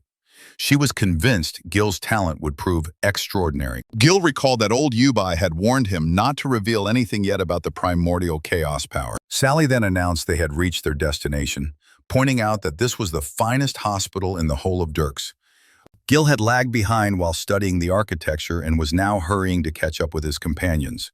He silently prayed that Bruce and Philija had made it through unharmed. But as Gil halted abruptly, his eyes locked on a symbol etched into the floor, a shape much like a pentagram, and he puzzled over its meaning. Sally, unsure why Gil had stopped, turned around only to discover that he had vanished completely. Gil found himself standing in a vast, unfamiliar chamber lined with thrones, utterly bewildered at how he had arrived there. A voice explained that he had been brought there by teleportation magic and assured him there was nothing to fear. The figure introduced himself as Hicks, guardian of Dirks, congratulating Gil, only the most worthy ever set foot in this hall. Gil retorted, that he had simply been minding his own affairs and demanded to know why Hicks had summoned him. Hicks admitted he was aware that Gil had slain the Monster King, and for that reason he wished to recruit him. Power, wealth, women, anything he desired could be his. Gil turned his back on him, snapping that he wasn't interested. All he wanted was to leave this place as quickly as possible. Hicks muttered that he had warned the old man from the start. Gil was the same as Yubi, yet still insisted on meeting him. Now his time had been wasted. Hicks revealed that assassins had already been dispatched after Gil's companions, causing the boy to freeze where he stood. Hicks offered him one final chance: accept or face death. Gil countered with his own ultimatum. If he stepped outside and Sally and the others weren't there, every last one of them would die. Boban, meanwhile, was confused by Gil's disappearance. They had agreed to face those two together. Catching a strange odor, Boban quickly warned Sally to stay alert. Without hesitation, he released his shadow minions, pulling the girl close to shield her. He asked urgently if she was unharmed. Sally nodded, grateful, and thanked him for protecting her. Rage burned in Boban. Someone had dared to target Sally. Whoever it was, he vowed to kill them without mercy. Gil kept weaving away from incoming strikes, all the while making sure the small child in his arms remained safe. He realized there was no way to go on the offensive while burdened with the child. Yet the infant's sparkling eyes and bright smile made Gil notice he seemed to be enjoying the chaos. Hicks admitted Gil was tougher than expected, but warned him not to relax. This was only the beginning. Gil couldn't understand what they had done to deserve such hostility. Was it because they planned to wipe out the monsters beyond the walls? Hearing this, Hicks concluded that Ubi had never revealed the full truth to the boy. Hicks explained that they had forged a pact with the monsters. Humans were delivered as food, and in return, the beasts stayed outside the city. And Ubi had not opposed the deal. The weak were sacrificed to preserve peace within Dirks. Gil was horrified that abandoning Latona had never even crossed their minds. Instead, they justified sending innocents to slaughter. Hicks conceded that Gil was not a fool. He insisted it was a clever arrangement and urged him once more to join them.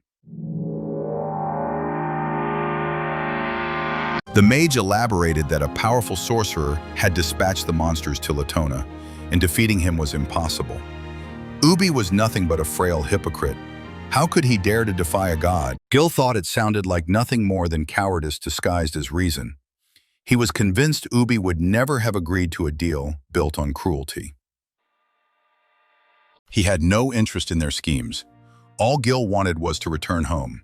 Human, monster, or deity, it didn't matter. Anyone who blocked his path would die. Hicks laughed darkly, remarking that the boy's arrogance was astounding. Setting the child carefully down, Gil told him to sit still and wait. He would be back shortly. Hicks sneered that there was no need for worry. Once he killed both Gil and the little devil, he would bury them together. But before Hicks could even twitch, Gil drove his fist straight into his chest with devastating force. He pummeled him relentlessly, strike after strike, never giving Hicks a chance to rise. Terror and disbelief gripped a man. Who in the world was this boy? Onlookers who witnessed the brawl scattered in panic, fleeing for their lives. Sally soared upward, unleashing a blazing torrent of fire upon her foes. Boban charged in as well, his shadow doubles cutting down enemies without pause. Seizing the opening Gil created, Sally launched into her fiery dance. Yet when the flames cleared, only scorched emptiness remained where the enemy had been. She shook her head in disbelief. She was certain her strike had landed. But too late, the boys realized they had only been fighting a duplicate. The real opponent prepared to strike, but Gil reappeared suddenly, stopping him cold. Gil declared he didn't care about their titles or schemes. By targeting his friends, they had forfeited all mercy. Not wishing to push his luck, the enemy vanished in an instant. Sally, bewildered, demanded to know what had just happened and where Gil had gone. He brushed it off as a long tale, promising to explain later. Right now, he said, their priority was getting home. He feared Ubi might also be in grave danger. Ubi believed that if Gil truly wielded primordial chaos, then the prophecy foretold in ancient texts would come true. When gods and demons descend, unending darkness will spread, and only the one who commands primordial chaos could deliver the world from that doom. When the children arrived, Ubi was astonished they were back so quickly. Had they already met those two? After describing the assault, Sally asked her grandfather if he recognized those attackers. He explained that Gil had crossed paths with Hicks, the Wind Mage, while Sally and Boban had likely faced Lucius, Master of Darkness. Ubi confirmed both were guardians of Dirks.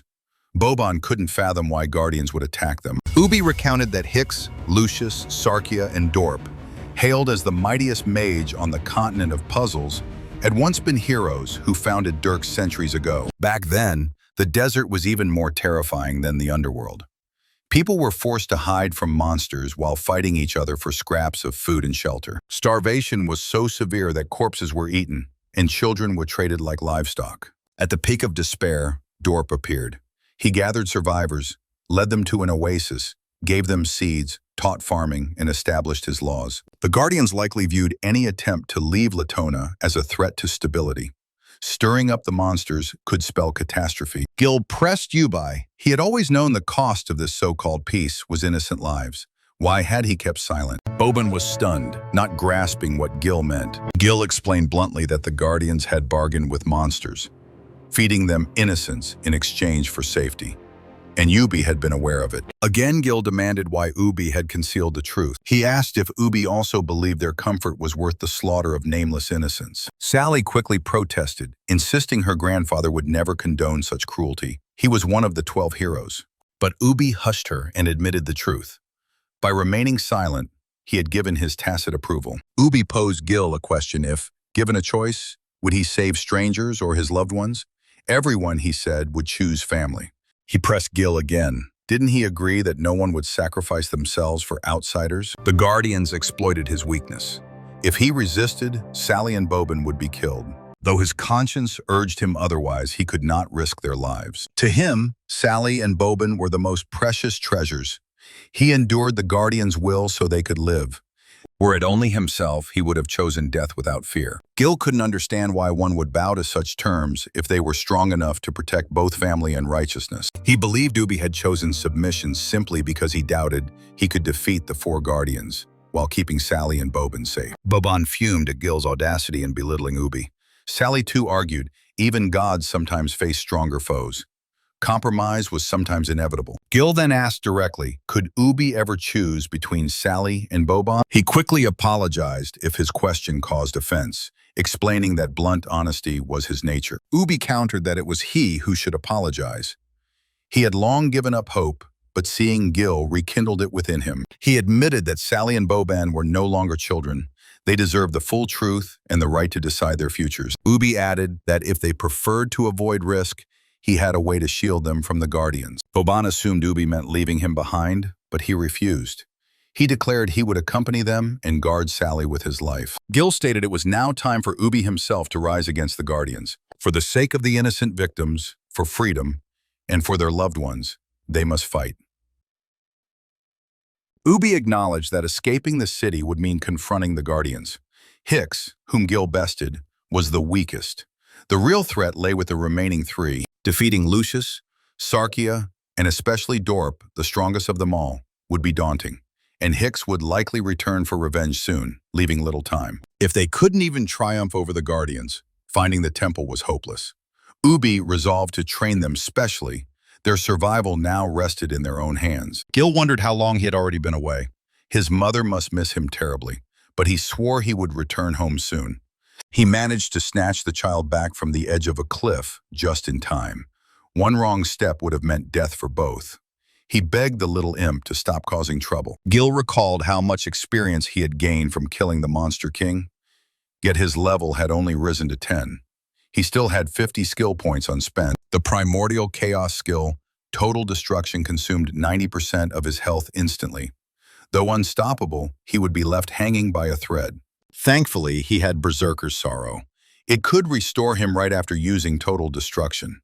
The cost, however, was 8 entire levels for a single vial. Since his healing powers were practically worthless, Gil resolved to concentrate on offense for the time being. Once he eventually acquired a stronger restorative skill, he would then worry about raising his health. In preparation for combat, Gil planned to open with Total Destruction and then, instead of guarding, follow it with relentless attacks. Out of nowhere, a message popped up from Sweetheart. Gil instantly recognized the account. It was Xiao Mei's. He was baffled. Why had so many letters from Xiao Mei suddenly arrived? Could this mean he finally had a way to reach the outside world? In her messages, Xiao Mei scolded him for not meeting her as promised, asked why he had skipped school and noted Zhao Feng and Shu Yuzhe hadn't shown up either. She also wrote that his mother was leaving town with some bald man. Gil realized he must have been inside the game all this time. But what made his mother suddenly decide to move? And who was that bald stranger? Something was definitely off. Gil concluded that his mind must be trapped here, while his body and reality lay comatose. His mother, meanwhile, had probably decided to sell their home and transfer him to a hospital in another city. But that made no sense. The best medical center in the country was in their own city. Relocating was unreasonable, especially since his mother could easily afford living elsewhere, without giving up the house. Completely disoriented, Gil struggled to understand what was really happening out there. Meanwhile, the little child tried to lift Gil's mood by handing him a flower. Gil shoved the kid away roughly, saying he had no time for flowers. The baby fell over and burst into uncontrollable sobs. The system chimed in, declaring that Gil had upset the creature again and would now face punishment. As he braced for teleportation, Gil wondered why these punishments kept happening to him. This time, he was dropped into a blistering environment near the rim of a volcano. Kneeling before the crying boy, Gil offered an apology for rejecting him and gave the flower back. Bruce was startled to discover Ubi present as well, but couldn't grasp why the man urged silence. What was the purpose of that? He quickly identified him. Ubi, one of the 12 heroes, the unmatched wielder of thunder and lightning, famed for slaying the monstrous troll Quink during the Oblain War. Bruce assumed Ubi was trapped here too. Ubi confessed that he was no longer that legendary warrior. Now he was just an ordinary old man, stranded here so long that the years blurred together. The hero Bruce had mentioned belonged to a distant past. Bruce was in disbelief that such a figure would speak directly to him. Certain Ubi had a reason. He asked what it was. Ubi admitted he had a favor to request. Bruce figured it must be serious if Ubi himself had come to ask, but Ubi said it was nothing grand. He only wanted Bruce and Faloya to keep quiet about how Gil defeated the Beast King. It needed to remain a secret. Although Bruce couldn't see why secrecy was necessary, he promised not to tell a soul. Grateful, Ubi apologized for troubling him and wished Bruce a swift recovery. Realizing that even one of the 12 heroes was stuck in Latona, Bruce lost hope of ever escaping. Before leaving, Ubi mentioned there was still a path out. Bruce would need to locate a temple buried deep within the Latona desert. Ubi also added that recruitment for their squad had begun, and if Bruce was interested, he could join as well.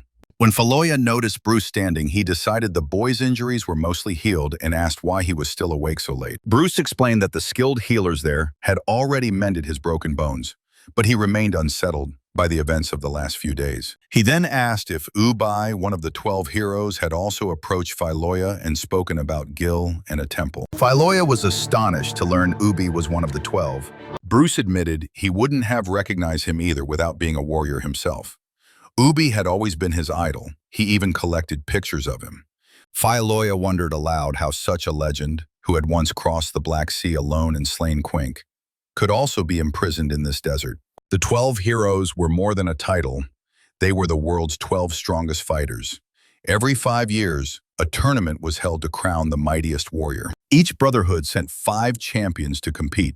The 12 groups whose teams reached the finals would then put forward their best. Victory or defeat didn't matter. They would still be hailed as the 12 heroes. That year, the obscure Thunderbird Brotherhood stunned the world, all thanks to Ubi.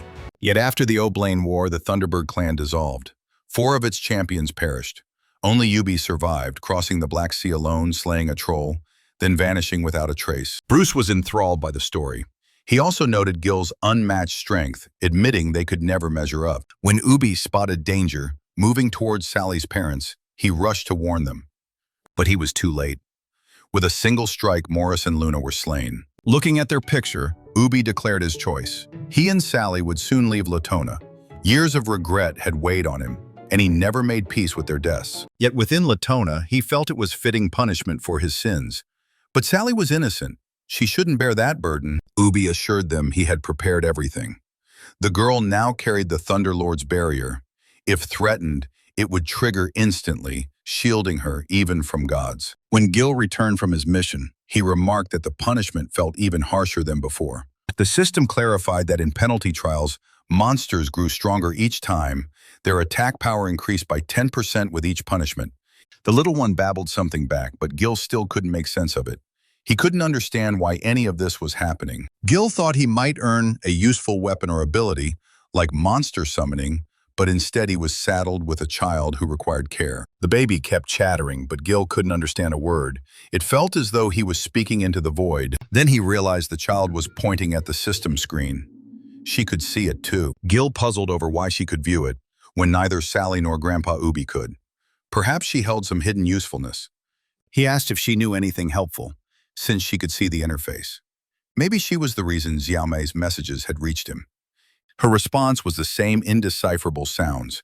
Still, Gil was nearly convinced that receiving Zhao Mei's letter was thanks to this strange imp. Looking back, Gil saw that everyone else had finally arrived. He was relieved to find Bruce and Faloya among the squad. They teased that since Gil hadn't visited them, they came to him instead. Gil explained that the previous day he'd run into trouble and rushed home late. He didn't want to disturb them at night. Though glad they were safe, Gil wondered why they had come. Bruce explained they wished to join Ubi's squad. They didn't want to rot away here. When Bruce spotted the child, he scooped her up warmly, remarking that Gil didn't seem like such a troublesome boy after all. Flustered, Gil protested that she wasn't his child. Only then did he realize she had no name. Recalling her earlier babble, he declared her name was Yaluka. Boban urged them to stop wasting time. They hadn't come for chatter. Grandpa Ubi was going to train them. Bruce argued there was no harm in catching up after so long. Boban countered that training wasn't to be taken lightly. Suddenly, Ubi burst into hearty laughter, leaving Gil puzzled. Ubi explained he had never seen the place so lively, and it delighted him. Sally admitted it was the happiest she had ever seen her grandfather. Ubi warned them to savor the joy while it lasted, for soon there would be no reason to laugh. Bruce muttered that it sounded ominous, wondering what Ubi had planned for training. The man replied that ominous didn't cover it. Their test would be brutal, and he doubted even the 12 heroes could endure it. Ubi explained that in a duel, strength, speed, and stamina determined victory. To win, they must find their opponent's weaknesses. Even a delay of 1/100th of a second could cost a life. In that moment, a duplicate appeared beside each of them. Ubi continued, saying that in group battles, cooperation and awareness were vital. He revealed he had forged an artifact for training warriors before the strongest warrior tournament. It created replicas with identical skills, but 1.5 times greater power. These doppelgangers couldn't kill them, but they could wound them. Anyone who sustained fatal damage would be eliminated, leaving their team short-handed. If they lost an ally before reaching the temple, the survivor's struggle would be much harder. With that, Ubi declared the training had begun. Rakedler offered to prepare dinner for the three of them, asking if Ubi had any food preferences. When the child clung to him, the orc told her to move. If he hurt her by accident while cooking, Gil would surely kill him. Ubi interrupted, saying the portions were insufficient. He ordered Rakedler to cook for 20. The orc blinked in surprise, asking if guests were expected. Ubi only said it wasn't for visitors. When the squad entered, Ubi remarked that he had thought they'd finish sooner. He reminded Rakedler of the 20 servings. The orc was startled training had ended in only 30 minutes. After licking his bowl clean, Gil immediately asked the orc for seconds. Ubi commended them for defeating their doppelgangers in just half an hour, and asked how they liked the training. Noticing their sour expressions, he guessed they hadn't enjoyed it. Sally fumed that they hadn't even stood a chance. The doubles wiped them out in under 30 minutes. Fighting them was nothing like battling mindless beasts or dueling one-on-one. Gil agreed, saying it felt more like facing real players instead of AI-driven monsters. At the start, the doppelgangers scattered. Believing they wanted to isolate them, the group tried to stay together. But it was a trap. The doubles of Boban, Bruce, and the others restrained Gil, forcing him to watch helplessly as his replica defeated the team. In the end, Gil stood alone against 5 foes. The match was effectively lost before it even began. Ubi praised Gil's analysis, noting he correctly identified that the outcome had been decided before the fight started. In team battles, Ubi explained, it wasn't individual power that mattered, but collective strength. Like chess, some pieces attack, others defend, and sacrifices are necessary for victory. The doubles couldn't truly think. They simply calculated the children's abilities and acted with optimal strategy. And that strategy was the fastest, surest way to crush a team of novices. Gil compared it to solving math problems. If you grasped the principle, The answer came easily, but rushing blindly led to mistakes. To fight effectively as a unit, one had to understand the larger system, much like solving puzzles, and also know the best counters to the enemy while accounting for weaknesses. Ubi concluded the day's lesson, saying they would try again tomorrow, this time with his participation. Even knowing it was practice, Gil burned with anger at watching his comrades fall while he stood powerless. If it had been a real battle, people precious to him, like Yaluka or his mother, could have died. He seethed at his own weakness, furious that he still lacked the strength to shield those he cherished. When he was a child, he recalled how his mother once received an offer from a reputable firm, yet she declined, choosing instead a less prestigious position that allowed her to spend more time with him. Grateful, the woman asked the man if she might bring her boy along on Wednesday afternoons, assuring him the child would simply wait until her shift ended. The man hesitated, worried the boy might occupy a seat meant for a paying customer, especially since Wednesdays were their busiest day. She promised that wouldn't happen, explaining she would bring a small stool from home for him to sit on. When she mentioned she was raising her son alone, the man thought such a striking young woman shouldn't have to exhaust herself with work like this. He asked if she was free later that evening, hoping to invite her to dinner. She only shook her head apologetically, explaining that she was there for employment, nothing more. Without pausing to think, young Gil lashed out, striking the insolent man as hard as he could in an effort to defend his mother. His mother instantly began apologizing, insisting her son hadn't meant it. She gently urged Gil to say sorry to the man as well. The man, however, lost his temper and threatened to kill the child, lunging at him in anger. But the mother stood firm, refusing to let anyone lay a hand on her boy. Once it was over, she quietly declared the position was not the right fit for her after all. Turning to her son, she sorrowfully admitted she had failed and couldn't even keep her promise to take him out for hamburgers that day. Gil clenched his fists and vowed he would always shield his mother from harm. Suddenly, a mocking laugh echoed, a voice ridiculing the boy's determination to protect others with such zeal. Gil stiffened at once. In that instant, he realized it was the same voice belonging to the old man. Gil demanded to know where the man was, but silence followed. Still, he was certain he hadn't imagined it. He turned to Yaluka and asked if she had heard anything. She simply shook her head no. Gil found it strange that she hadn't noticed. Exhaustion made him wonder if his mind was beginning to play tricks on him. Frightened, Yaluka climbed onto his stomach, pressing herself close, as if seeking refuge. Gil sighed, uncertain how he was supposed to sleep with the little imp, sprawled so comfortably across him.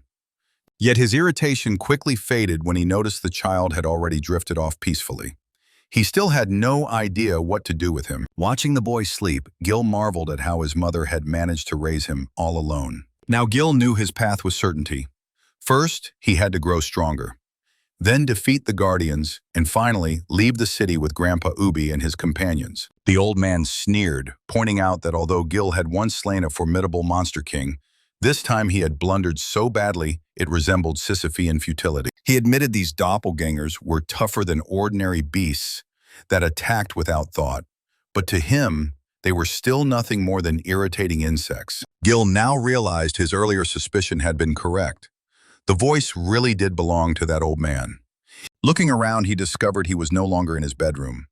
He wondered where he had ended up and how he had been brought there. The man explained this was Gil's inner spiritual realm, a place he had entered the moment Gil became his master. However, upon crossing over, he had lost most of his strength. That was why he had only managed to reach Gil now. He confessed he wasn't entirely sure either, but said that in every person's spiritual world, the things they hold most dear take form. Those flowers must have sprung from deep within Gil's subconscious. Gil couldn't understand why he hadn't felt anything special if those flowers truly represented what mattered most to him. The man brushed aside such musings, telling him not to waste time on trivialities. He hadn't summoned Gil here just to answer idle questions. His purpose in calling Gil was to make him stronger. Though only a fraction of his true energy had returned, less than 1%, it was enough for Gil to glimpse the terrifying nature of primordial chaos. At present, Gil was tapping into no more than 1/100th of his actual potential. Gil was astonished by this revelation, realizing the man's strength surpassed his own by 1,000-fold. But the man dismissed the comparison as irrelevant. What mattered was ensuring Gil became powerful enough to survive. If Gil perished, the man himself would fade into nothingness. He then declared the beginning of the primordial chaos trial, the challenge. Endure 3 minutes without being defeated. Success would grant Gil 400,000 points. Gil smirked confidently, boasting that 3 minutes was far too short. He could endure for 300. The man turned to Hicks, asking whether this Gil was truly so capable, since he couldn't recall anyone else ever leaving him so badly injured. Hicks scoffed, saying Gil wasn't strong at all, just careless, too slow to dodge. In truth, there was nothing remarkable about him. A woman disagreed, remarking that if Gil had fought with his full power, they might already be preparing to strip Hicks of his body. The man frowned, unable to grasp what Lucius was implying. The woman reminded him that Dorp's orders had been only to gauge the enemy's strength. No one expected Hicks to be humiliated. She couldn't comprehend how such a useless man had become one of the 4 guardians. Hicks snapped back, telling her to curb her arrogance, claiming even she wouldn't stand a chance against the boy. Lucius coolly replied that she was more than willing to help Dorp eliminate the weakest link from their group. She admitted Gil's raw power was impressive, but believed he relied too heavily on brute force, neglecting any real strategy. She added that if Mr. Dorp himself were present, dealing with Ubi and his allies would be much simpler. The man responded that Ubi had already begun rallying his followers. As one of the 12 heroes, his influence among the townsfolk was significant. If Dorp launched an attack, the entire city would be thrown into panic. The woman then asked what solution he proposed instead. Without hesitation, the man summoned a desert wanderer, ordering the beast to wipe out the entire squad. Gil steeled himself, knowing he had to survive the man's strikes for 3 minutes to earn 400,000 experience. If he succeeded, no training would seem daunting afterward. Yet he found it strange the man wasn't chasing him. The stillness made Gil uneasy. Suddenly the ground split open, and Gil barely leapt aside in time to avoid the gaping hole. He couldn't believe this was called training. It felt far more like a genuine attempt to kill him. Only the magical shield he had gained from the Monster King spared him, granting half a second's margin. Without it, he would already be a smear on the ground. The man was taken aback by how swiftly the boy had reacted, realizing he might have underestimated Gil after all. Still, he considered Gil's constant evasion shameful and unforgivable. Gil pointed behind the man as a distraction, then immediately bolted in the opposite direction. Glancing at the timer, Gil saw that only a brief span remained to endure. Breathing heavily, he admitted his fatigue and suggested they pause for a moment so he could recover. The man scolded him, saying foes in real battle would never allow him such respite. In a flash, the old man appeared behind him, ready to deliver Gil's first lesson. But Gil too had materialized behind his opponent, striking with lightning speed. Fortunately for him, it was a mere physical blow, one he easily dodged using his thunderclap ability. The man blinked in disbelief. He hadn't even seen Gil move. It was as if the boy had simply appeared behind him out of nowhere. But Gil knew the ability would need 5 full minutes to recharge. If the man attacked again, he would lose, and only 30 seconds remained. Panting, Gil pleaded for a short break, promising he wouldn't run again afterward. The man agreed on one condition. Gil must explain what technique he had just performed. At that moment, the system declared the trial over. The challenge was complete. Gil earned 400,000 points and advanced a level. Gil explained that the system had granted him such abilities when he leveled up. When he triggered them, it felt like an inner mechanism activated, guiding his body to attack or defend on its own. After noting that his lightning strike had enabled him to evade the man's blow, Gil asked if there were any more questions. The man admitted he understood nothing of Gil's explanation, yet the move seemed strangely familiar. Though he couldn't recall exactly, the sensation reminded him of a battle long ago. Gil remembered how Ubi's grandfather had once told him of the hero Hesiod, the one who had wielded the power of primordial chaos. Surely, this man must be Hesiod. Gil decided that if the man heard his name, perhaps the rest of his memories would return. He told him he thought he knew his true identity. He boldly declared that the man was none other than the legendary hero Hesiod, who had once vanquished the dark god Morpheus and saved the world. Gil asked if that knowledge stirred any recollection within him. Meanwhile, Grandpa Yubi had brought an orc into their home, and Boban was deeply unsettled by the idea of sharing a bed with him. The boy suddenly leapt up, proclaiming he couldn't endure it any longer. A foul odor reached him, and Boban instantly realized it came from the orc, causing him to dash away in disgust. Hearing rumbling noises, Rahidler assumed an earthquake had begun. Struggling free from the debris, the orc grumbled that if things kept up like this, not a bone in his body would remain intact. Rahidler was baffled. Why was the house collapsing? And where had Boban vanished? The orc speculated the boy might be trapped beneath the wreckage. He called out to Boban, asking if he was all right. When no reply came, Rahidler feared the boy had been crushed. Out of nowhere, a massive boulder smashed into the orc's face. Outraged, he demanded to know who was hurling rocks in the dead of night. Then he spotted a gigantic wolf charging at him, but Boban intercepted it with a strike from behind. The boy's blood froze. This was the very creature that had slaughtered his parents. Even in death, he could never forget its face. For years, he had trained relentlessly, driven by the single purpose of finding and destroying this beast. He never imagined fate would deliver it straight to him. Rahidler asked if Boban was all right and what the wolf was doing here, but Boban shouted for him to leave at once. He swore he would shred the wolf's hide, rip out its bones, and place a bowl of its blood upon his parents' graves. Lucius smirked, remarking that it was a rather fitting plan. Hicks reminded him that the monster had been summoned to attack only Ubi's squad, sparing everyone else. Though he already suspected that wasn't the truth. The man agreed, praising Hicks for finally showing some insight. He revealed that more creatures had already been called forth, and soon they would draw Ubi out. Mr. Dorp intended to kill him personally. Lucius then commanded the mage to deal with the newcomers who had recently joined Ubi's ranks, warning him not to fail again. The woman, meanwhile, reserved the young priest for herself. She hoped he would last long enough to make the fight enjoyable. Rahidler sprinted with all his strength, desperate to reach Ubi and report the monster as quickly as possible. He pointed back toward his home, explaining that Boban was battling a beast there at that very moment. He also instructed Rahidler to hurry to Gil and tell him to protect Sally. Gil declared that only Hesiod, the legendary hero, could wield primordial chaos. Hesiod had defeated Morpheus and sealed him in Tartarus, the prison of the dead. Yet Hesiod himself had become trapped there forever. Gil became convinced the man before him was truly Hesiod. That meant the place he had rescued him from must indeed have been Tartarus. Gil asked if this triggered any memories, but the man admitted his mind was still blank. Gil muttered in frustration that it defied logic.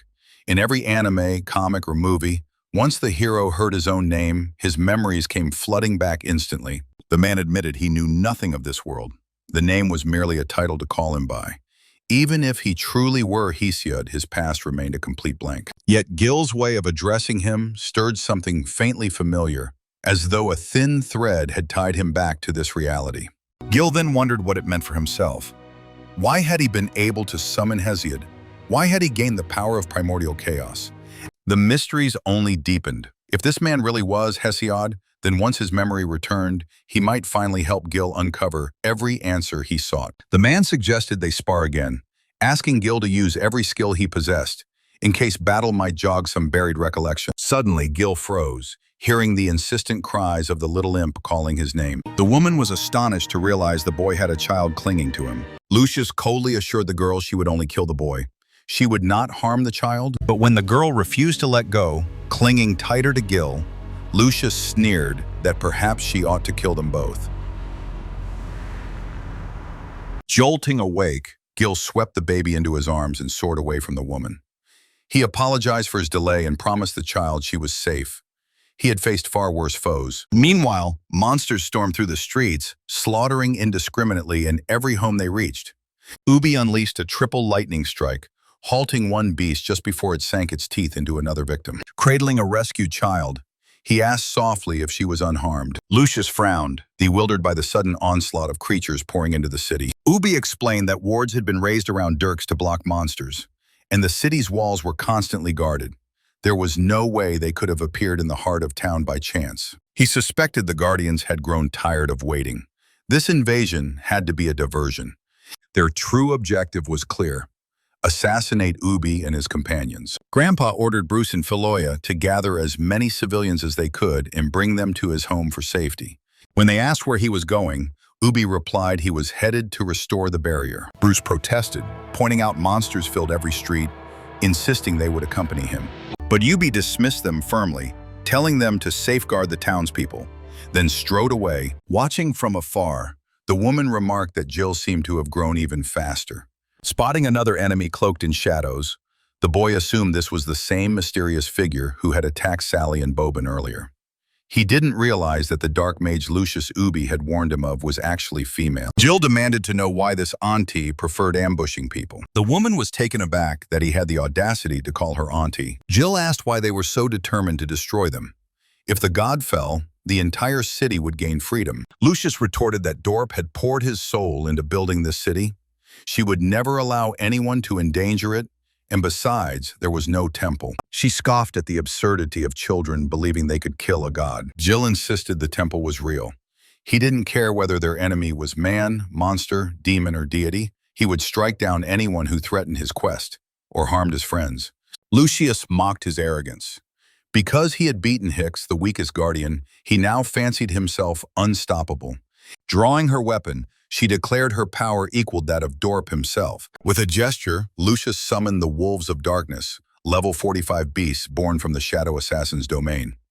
They were unmatched in speed and agility. She commanded the shadows to rip the boy apart, but Gil invoked a divine strike, cutting them down with ease. Lucius stared in disbelief, unable to accept what she saw. She unleashed a torrent of darkness, 3,000 blades slicing through the air. Raising the Monster King's shield, Gil taunted her, asking if that was truly her best. When he dispersed the attack with ease, Lucius grudgingly admitted she had underestimated him. She conceded his strength was impressive, though for her this was no more than a warm-up. Now she intended to reveal her full might. The system updated Jill's quest. Defend Dirks. If the city's integrity fell to 0, the mission would fail. Rewards would vary depending on how many monsters breached the defenses. Cracks splintered across the shield, allowing more beasts to slip through into the city. Ubi demanded to know how much longer Graya needed to restore the barrier. She replied that the relentless flow of monsters prevented them from sealing the rift in time. Their energy was nearly depleted.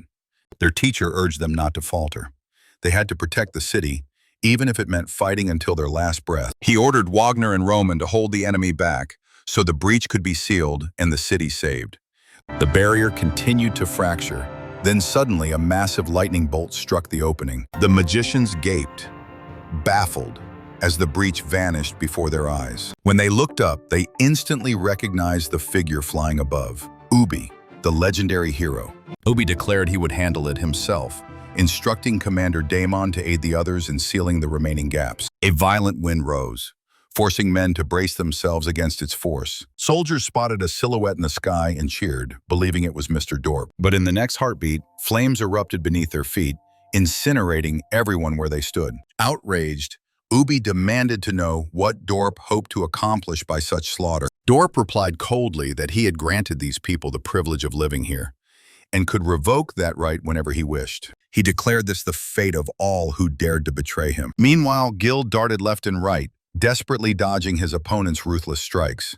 Watching closely, Lucius couldn't fathom where the priest had drawn such immense strength. Gil urged her to admit defeat and aid the city's defense instead of hindering him. Lucius laughed bitterly. The barrier had already been destroyed by Dorp, she said. Today, every traitor would perish. She added that Dorp would personally kill Ubi, one of the 12 heroes. Gil's stomach dropped. Grandpa Ubi was battling Dorp right now, and worse, Gil still carried Ubi's sword. Without it, facing such a foe would be impossible. He realized he had to finish Lucius quickly, then rushed to aid his grandfather. Summoning every ounce of strength, Gil activated his skill, Total Destruction. Lucius widened her eyes. He had grown stronger still. In a blur, Gil used the divine path and appeared at her side. His lightning strike landed squarely, knocking the breath from her lungs. Reeling, the woman couldn't comprehend why he didn't finish her off. The system updated his quest log. Lucius, Dark Mage, defeated. Rewards pending until completion. Elsewhere, Ubi fought with all his might, blocking each devastating blow. Dorp scoffed that Ubi still thought himself the hero of old. That legend was long gone. Now he was nothing more than a feeble relic. Dorp proclaimed himself a god, towering above as humans withered like insects beneath him. Chanting the song of the wind, he hurled Ubi backward, bidding farewell to the old hero. Lucius lay on the ground, her body racked with pain, unable to move. She realized Gil could have slain her with ease, and could not fathom why he had spared her. To her, it felt like deliberate humiliation, as though killing her wasn't even worth his effort. She spat that he shouldn't expect gratitude. Next time, she swore, she would kill him. Gil answered calmly that he wanted no thanks. He simply had more urgent matters now. Next time, he promised, he would strike with the blade itself, not just its hilt. He puzzled over why he couldn't kill her. She was only an NPC, after all.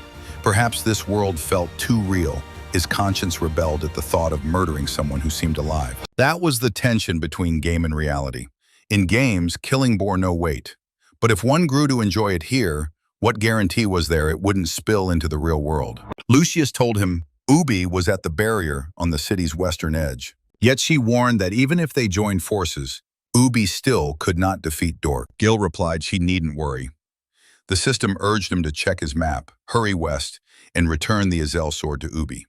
Hugging a drowsy Yaluka to his chest, Gil sprinted with all his might toward Grandpa Ubi. Dorp reeled back as Ubi's relentless blows pressed him harder than expected. The hero rose once more, summoning a deafening clap of thunder in a final assault. Dorp chuckled darkly, amused that the old man fought so fiercely for a swarm of worthless mortals. He admitted the duel entertained him. He hadn't faced such a challenge in ages.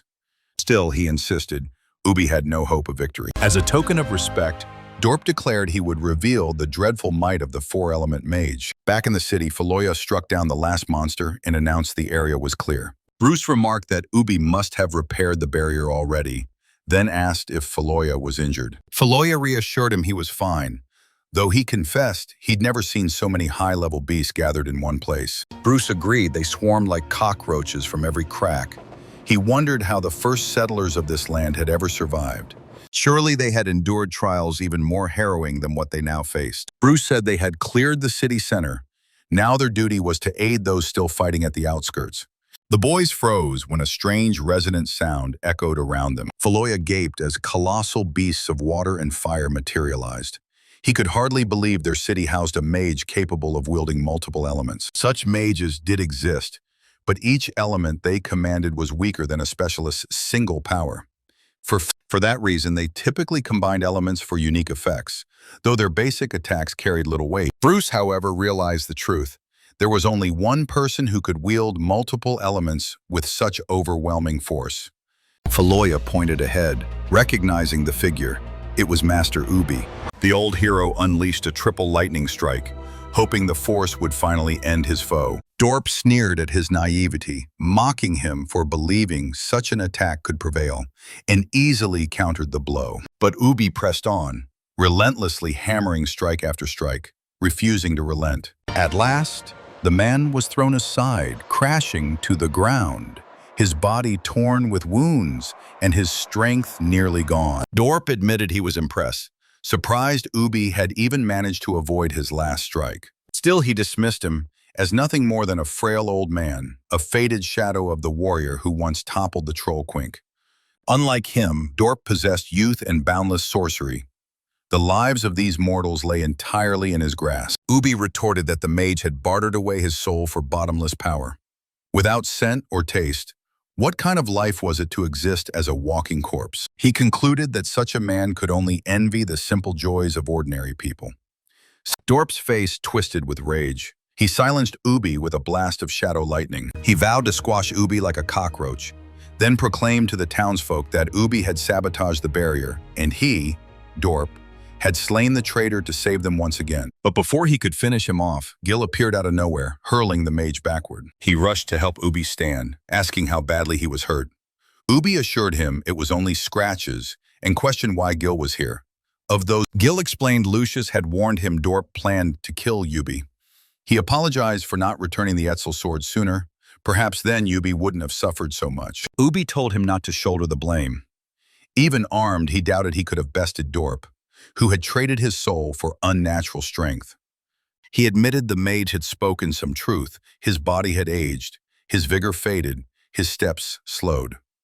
Once he had stood atop the mountain, but now he was descending steadily toward its base. Ubi revealed he had prepared a portal near the beds and urged Gil to take Sally and the others through it while he bought them time. But Gil shook his head. He refused to abandon Ubi. Yaluka, Sally, Boban, Fialoya, Bruce, and even Rahidler were like family now. He wouldn't leave anyone behind. His mother had always told him that no matter how harsh life became, they must never surrender their beliefs or bow blindly to fate. Gil swore to his grandfather Ubi that together they would defeat Dorp, find the temple, and escape this place as one. The task completed, Etzel vanished from his inventory, his stats reduced. In return, he earned 150,000 points. Dorp laughed bitterly at their talk of leaving. He unleashed a massive blast at them, but Gil's shield absorbed the force, keeping them alive. Amused, Dorp mocked these weaklings for daring to stand against him. Raising his hands, the mage summoned a rain of fire, intending to obliterate Ubi and the boy alike. The system warned Gil. Fenner's shield was failing under the crushing force of the attack. Dorp was certain no one could withstand it. He fully expected Ubi to already be nothing but ash. Yet when the smoke cleared, he stared in shock, unable to believe the sight before him. Gil and Ubi stood stunned as well. Little Yaluka had conjured a new protective shield around them. Dorp couldn't fathom how a child had produced such powerful magic. The system declared her will to fight had awakened. Her ability was magical hunting. The servants of this skill forged an impenetrable barrier, capable of absorbing half the incoming damage and converting it into energy for a counterattack. The cost, however, was a constant drain of 100 HP per second. Gil frantically asked Yaluka if she was hurt. Weak and trembling, the girl fell from the air, but he caught her just in time. He marveled that she had withstood a blow even the Beast King's shield could not endure. Without her, both he and Ubi would have been incinerated. But now her strength was spent, and the system automatically returned her to storage for a full day's recovery. Gil thanked her softly, promising she could rest while he faced Dorp. Ubi noted that the mage had been burning through power too long. His reserves must be thinning. Ubi said he would distract Dorp while Gil searched for an opening to strike. Gil wondered what level the mage truly was. Surely it could not be lower than Fenner's. Yet the system refused to reveal any information about Dorp at all. Furious, Dorp demanded to know why Ubi still clung to life. He soared toward the hero, declaring the time had come for their final battle. Dorp ridiculed the idea, boasting Ubi couldn't withstand even a single blow. Ubi answered that they would see, unleashing a blinding bolt of lightning. Dorp scoffed, convinced he had overestimated himself. But the old man pressed forward, hammering strike after strike without pause. Dorp mocked him for wasting his energy. At this pace, he wouldn't even get close. Yet thanks to Ubi's unyielding assault, Gil managed to slip closer to the mage. Activating total destruction drained nearly all his health, leaving him with a mere 10%. The system urged him to monitor his condition. But before he could strike, magical chains snapped tight around his body, binding him in place. Dorp laughed, amused at such childish tricks to try and fell him. Gil countered by activating Divine Path, burning 70 mana. His speed surged by 20%, and the binding whirlwind effect dissolved. The system announced an enemy had entered range. 20 consecutive strikes would land. A total annihilation buff enhanced the Divine Strike, turning its damage into true damage. Together, Gil and Ubi launched a combined assault. Ubi shouted that while Dorp had sold his soul for immense sorcery, he should remember, a mage's weakness was always defense. Though Ubi lacked his former strength, his strike still carried enough force to threaten Dorp's life. He declared it finished as a red explosion flared around them. Gil watched in awe at the might of one of the 12 heroes, admitting Grandpa Ubi's power was truly formidable. The blow rivaled Dorp's own and perhaps even surpassed it. Ubi warned that many breaches still threatened the city and urged Gil to split their efforts. He instructed the boy to head west, while he went east, where the fighting remained fierce. Gil halted, unsettled by an ominous feeling he couldn't explain. Then it struck him. Everything had gone too smoothly. Worse, the system had not confirmed any victory. Suddenly, Dorp rose once more. He couldn't believe the boy had shaken free of the shackles he'd cast. Ubi moved close, ready to strike, unaware of the mage's hidden abilities. With grim realization, Ubi admitted his mistake. Dorp's power hadn't come from the devil at all, but from Hades, Lord of the Underworld. He remembered the killer of Sally's parents. He had wielded powers identical to Dorp's. He even recalled hearing the man utter Hades' name. Dorp cursed under his breath, furious at this misstep. He would waste precious time again, and bad luck plagued him. How could he possibly face Hades now? Ubi swore that regardless of who or what this mage truly was, he would see him destroyed. He was certain now. Dorp's abilities matched exactly those of the man tied to Sally's parents' murder and their imprisonment in Latona. This was undeniably linked to Hades. Dorp, unaware of how much Ubi had uncovered, admitted he hadn't intended to reveal divine power, but the resistance of these mortals had forced his hand. He declared that no elemental power granted by the gods could harm him. Their efforts were futile. He suggested they stop fighting and die peacefully. He couldn't fathom why they persisted. Deciding to make an example, Dorp vanished. At first, Gil thought he had simply moved fast, but even the system confirmed the target had disappeared. In an instant, Dorp appeared behind Ubi, landing a vicious strike. Gil rushed to his aid, but the mage blocked his approach. Then, just as suddenly, Dorp stood beside him, sneering at the audacity of such a weakling daring to oppose him. The system warned Gil. His health had fallen below 10%. He needed healing urgently. Gil realized Dorp could turn invisible, and his blows were devastatingly strong. Even if this was but a fragment of divine power, neither he nor Ubi could touch him. Such was the might of Hades, ruler of the underworld. Rage welled in Gil as he understood. To the gods, they were nothing more than insects. Dorp laughed at his despair, saying mortals were cruel by nature. Even children crushed insects and laughed at their desperate struggle, and now they were the insects. Watching them squirm amused him more than anything. Seizing Gil by the throat, Dorp told him to stop playing hero. He was nothing, a worthless nobody. Yet, if he could provide enough entertainment, perhaps Dorp might let him live. But Ubi intervened. Vowing to send the mage back to hell, Dorp reminded him that elemental powers could not harm one who wielded divine might. He was wasting his strength. No matter how potent their skills, mortals could never kill a god. That was the grim truth. Gil wondered if this was written into the very fabric of the game, that the gods could not be slain with elemental magic.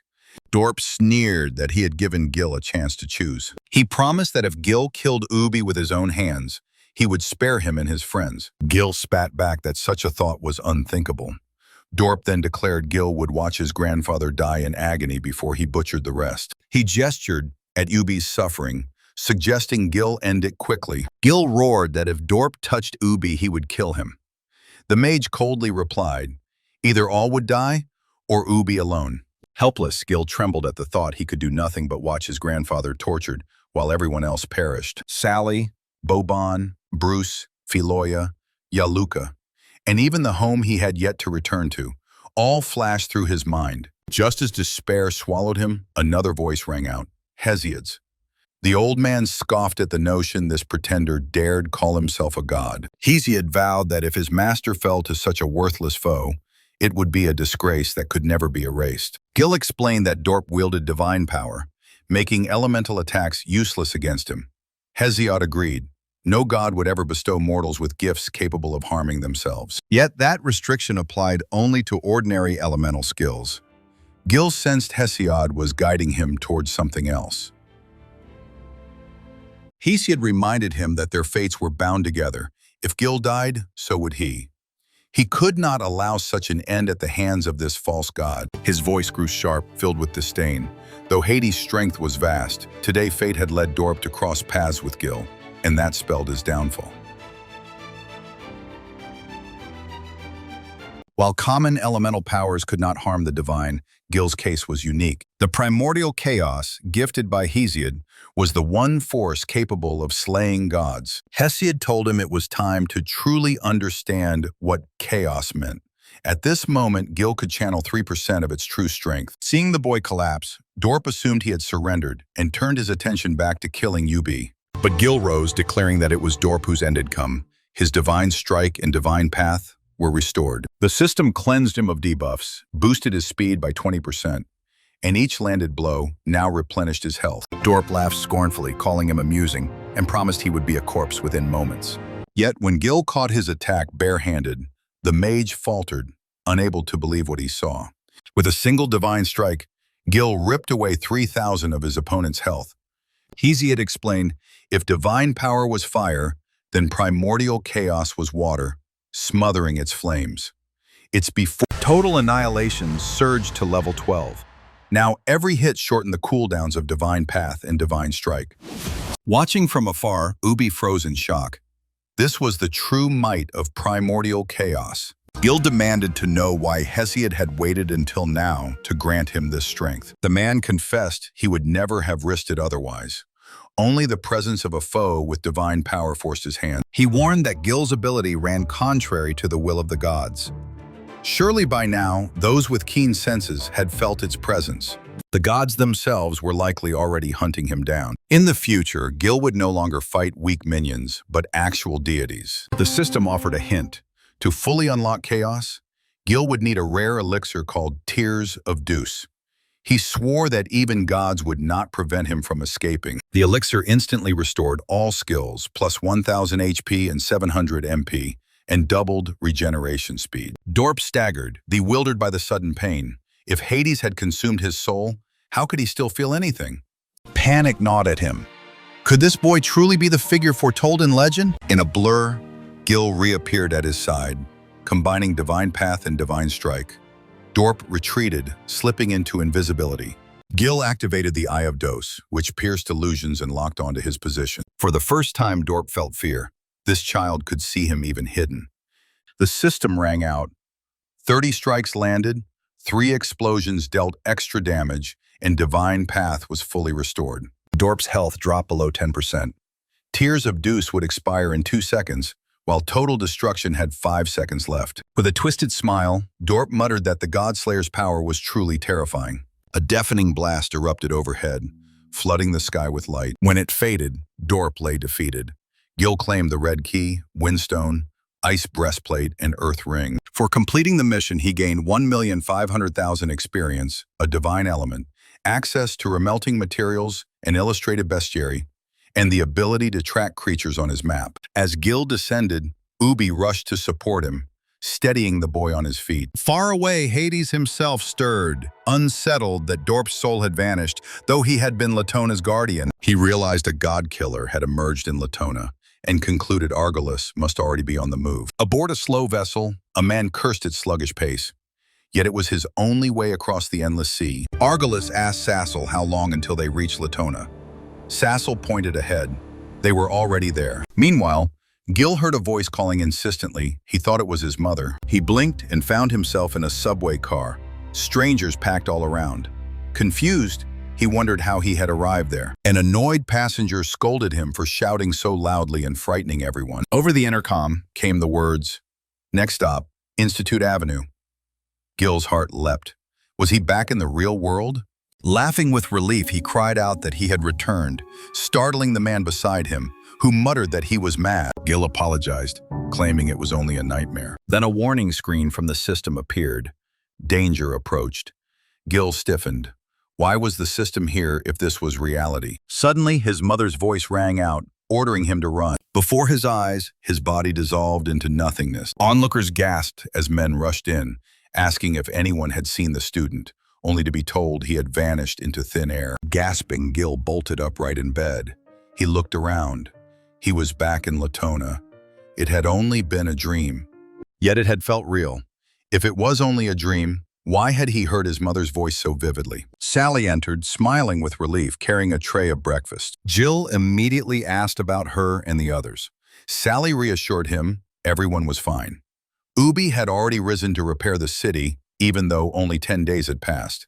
Gil was shocked to learn he had slept for 10 days. Sally explained his wounds had healed long ago, but he had remained unconscious, causing everyone to worry. Rahidler had even brewed countless remedies for him. She said she was off to help her grandfather and invited him to join them once he had eaten. She added that tonight, the people of Dirks would hold a great feast in his honor, and he should prepare a speech. Gil tried to reply, but she cut him off, pointing out the new clothes left by the door before leaving. Alone, he remembered Yaluka, still sealed in the vault. Surely after so long she must have recovered, but the system denied his request. She had not yet regained her strength. Gil was startled. 10 whole days had passed. Another message appeared. He had cleared the prologue on Hell difficulty. All system features were now unlocked, including forging and potion making. He realized the difficulty mode was the reason he couldn't exit. But why was everything only opening to him now? He decided to put the question aside for now and explored the forging menu. As he studied it, he noted it worked much like blacksmithing systems in other games. He expected potion making would follow a similar logic. After a while, he concluded the system really did mirror traditional games, and the bestiary listed details of every creature he had faced. Both Yaluka and the Wandering Arbiter appeared with question marks for levels. To learn about them, he would need to upgrade the bestiary further. The tracking feature would let him locate powerful monsters, speeding his growth. Titles could also be earned through major events, granting special bonuses. Teleportation used elemental force to create anchor points, though he was limited to 3 for now. Gil resolved to focus on amplifying his chaos powers. The system informed him he possessed 1 divine element, which could raise chaos by 1%. He realized he needed to gather more such elements if he wished to unlock its full potential. At present, he controlled only 3%. His next step would be to find the temple and slay the mythical beast, Navalusi. To do that, he had to grow stronger, fast. Even with chaos raised by only 1%, he felt immense energy surge through his body. He examined the earth ring, imbued with elemental earth. It added 25 armor, 30 intelligence, and cut earth damage by 1/3. The ice cuirass boosted stamina, intelligence, and 5,000 HP. On impact, it triggered an ice shield that slowed enemies by half. That left only the key. He recalled the last chest he opened with such a key had released Yaluka. What would happen this time? Bruce reported to Ubai that all wounded were healed and the barrier fully sealed. By tomorrow, the city would be restored to normal. Ubi asked about preparations for the feast.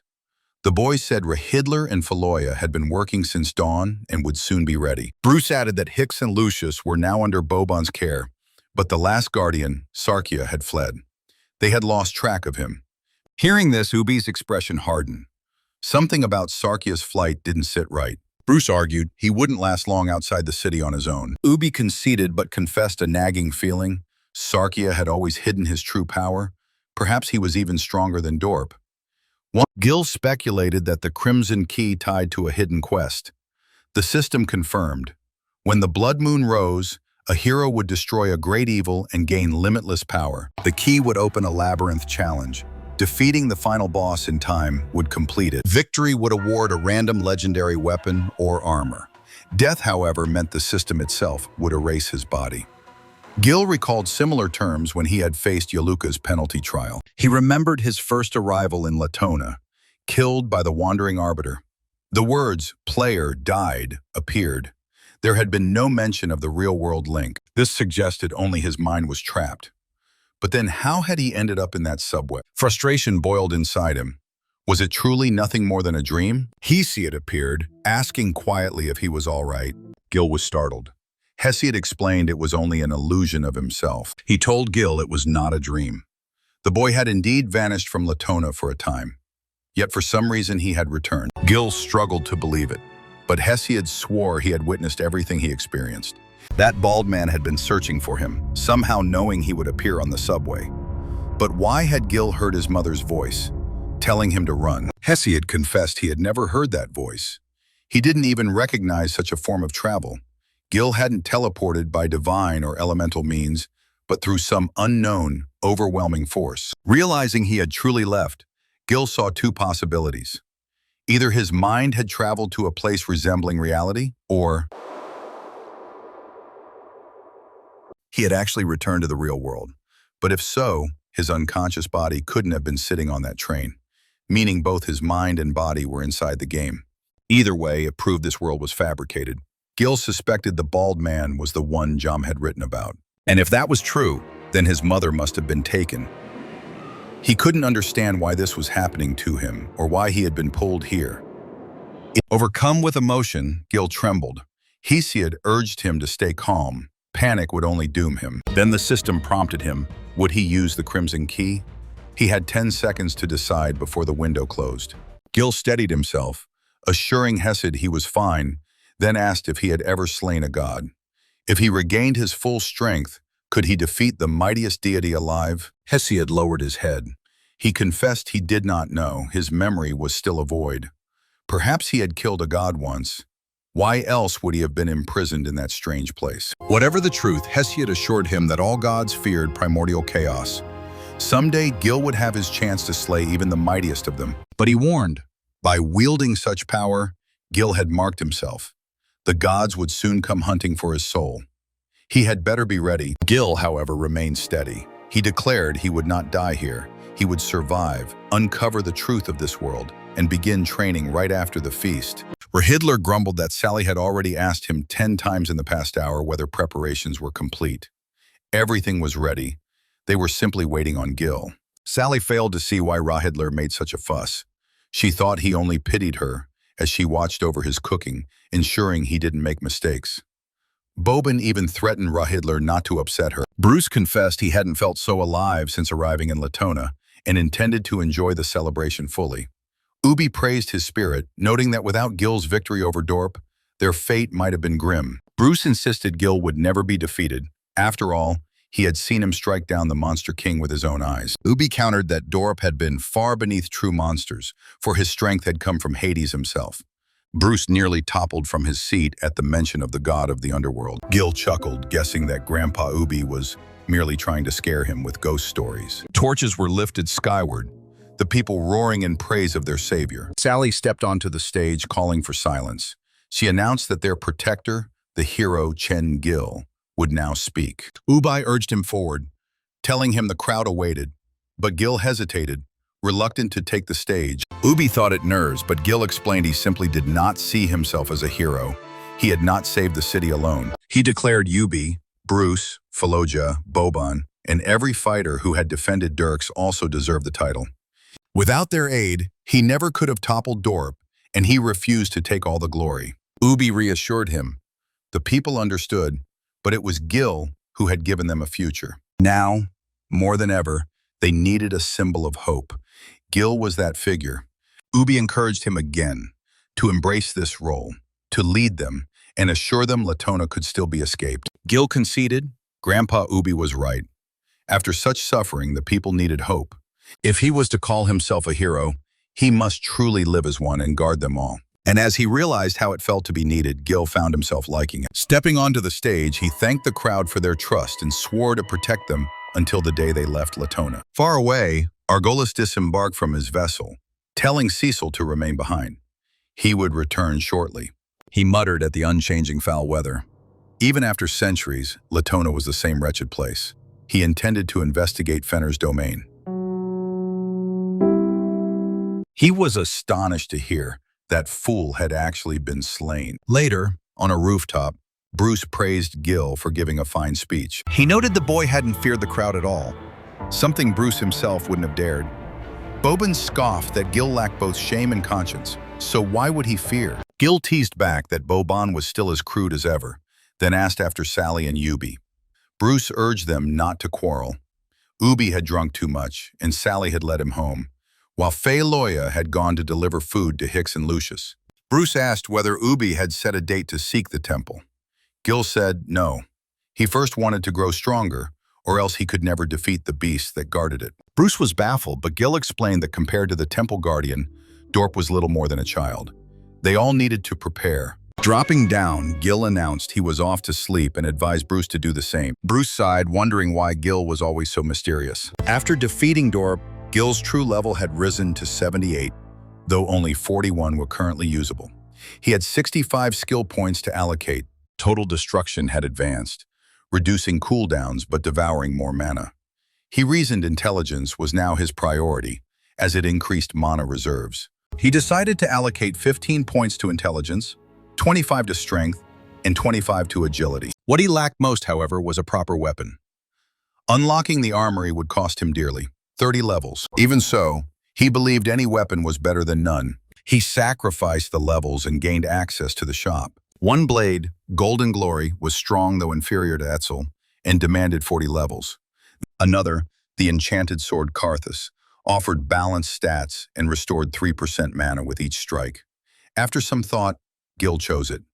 Spending 10 more levels, he claimed the Karthus blade. Then he drew forth the Crimson Key. It was time to begin his trial. The system directed him to the teleporter. His test would commence in 5 seconds. A message appeared. Gil had entered the Crimson Dimension. The goddess Bastet's endless slaughter had drenched this realm in blood, staining the moon red. Her name struck a chord of familiarity. He was tasked with finding Bastet before the moon set and defeating her. The reward? A legendary weapon or armor, the Amethyst Moon Key, and 10 million experience points. Gil admitted the prize was generous. Legendary gear plus that much experience would raise his level greatly, allowing new purchases from the store. But first he had to locate Bastet before the moon vanished. With no signs or markers, he had no clue where to begin. He knew wandering aimlessly would doom him. He would never find her in time. Then he stopped, replaying the task's words, "Find Bastet before the moon sets." He realized it was a riddle. Before the moon sets referred not just to time, but to location as well. At that moment, monstrous servants of Bastet, all level 60, appeared around him. He smirked. Once, he would have struggled mightily against them. Now they were little more than easy prey to grind experience. Elsewhere, Argalis confirmed Fenner had indeed been slain. Though Fenner lacked divine might, Argalis could not believe mere mortals had accomplished it. The stench of humanity lingered everywhere. Then Argalis caught a familiar scent, someone he thought long dead. It was unthinkable. Yet if the man lived, he must have allies. The tale of Morpheus's imprisonment was not its end, but the beginning. Hesiod's re-emergence, brimming with vast power, had already begun to make the gods fear mortals. The goddess Gephion, seer of fates, had read in her prophecy, a god-slayer would rise among mankind, ushering in a reckoning and a new world order. The gods refused to accept that their creations might rival them. They began exterminating mortals. Yet oppression would only breed rebellion. And when the time came, the God-Slayer would lead humanity in their final battle against tyranny. Ubi believed without doubt that Gil was that destined slayer. A sudden flare lit the night sky. Ubi peered out the window, thinking the barrier was under attack. Rushing to the site, he saw a figure he recognized instantly, the killer of Morris and Luna. Argalis confronted him, demanding to know where the slayer of Fenner was. If the old man answered, he promised him a swift death.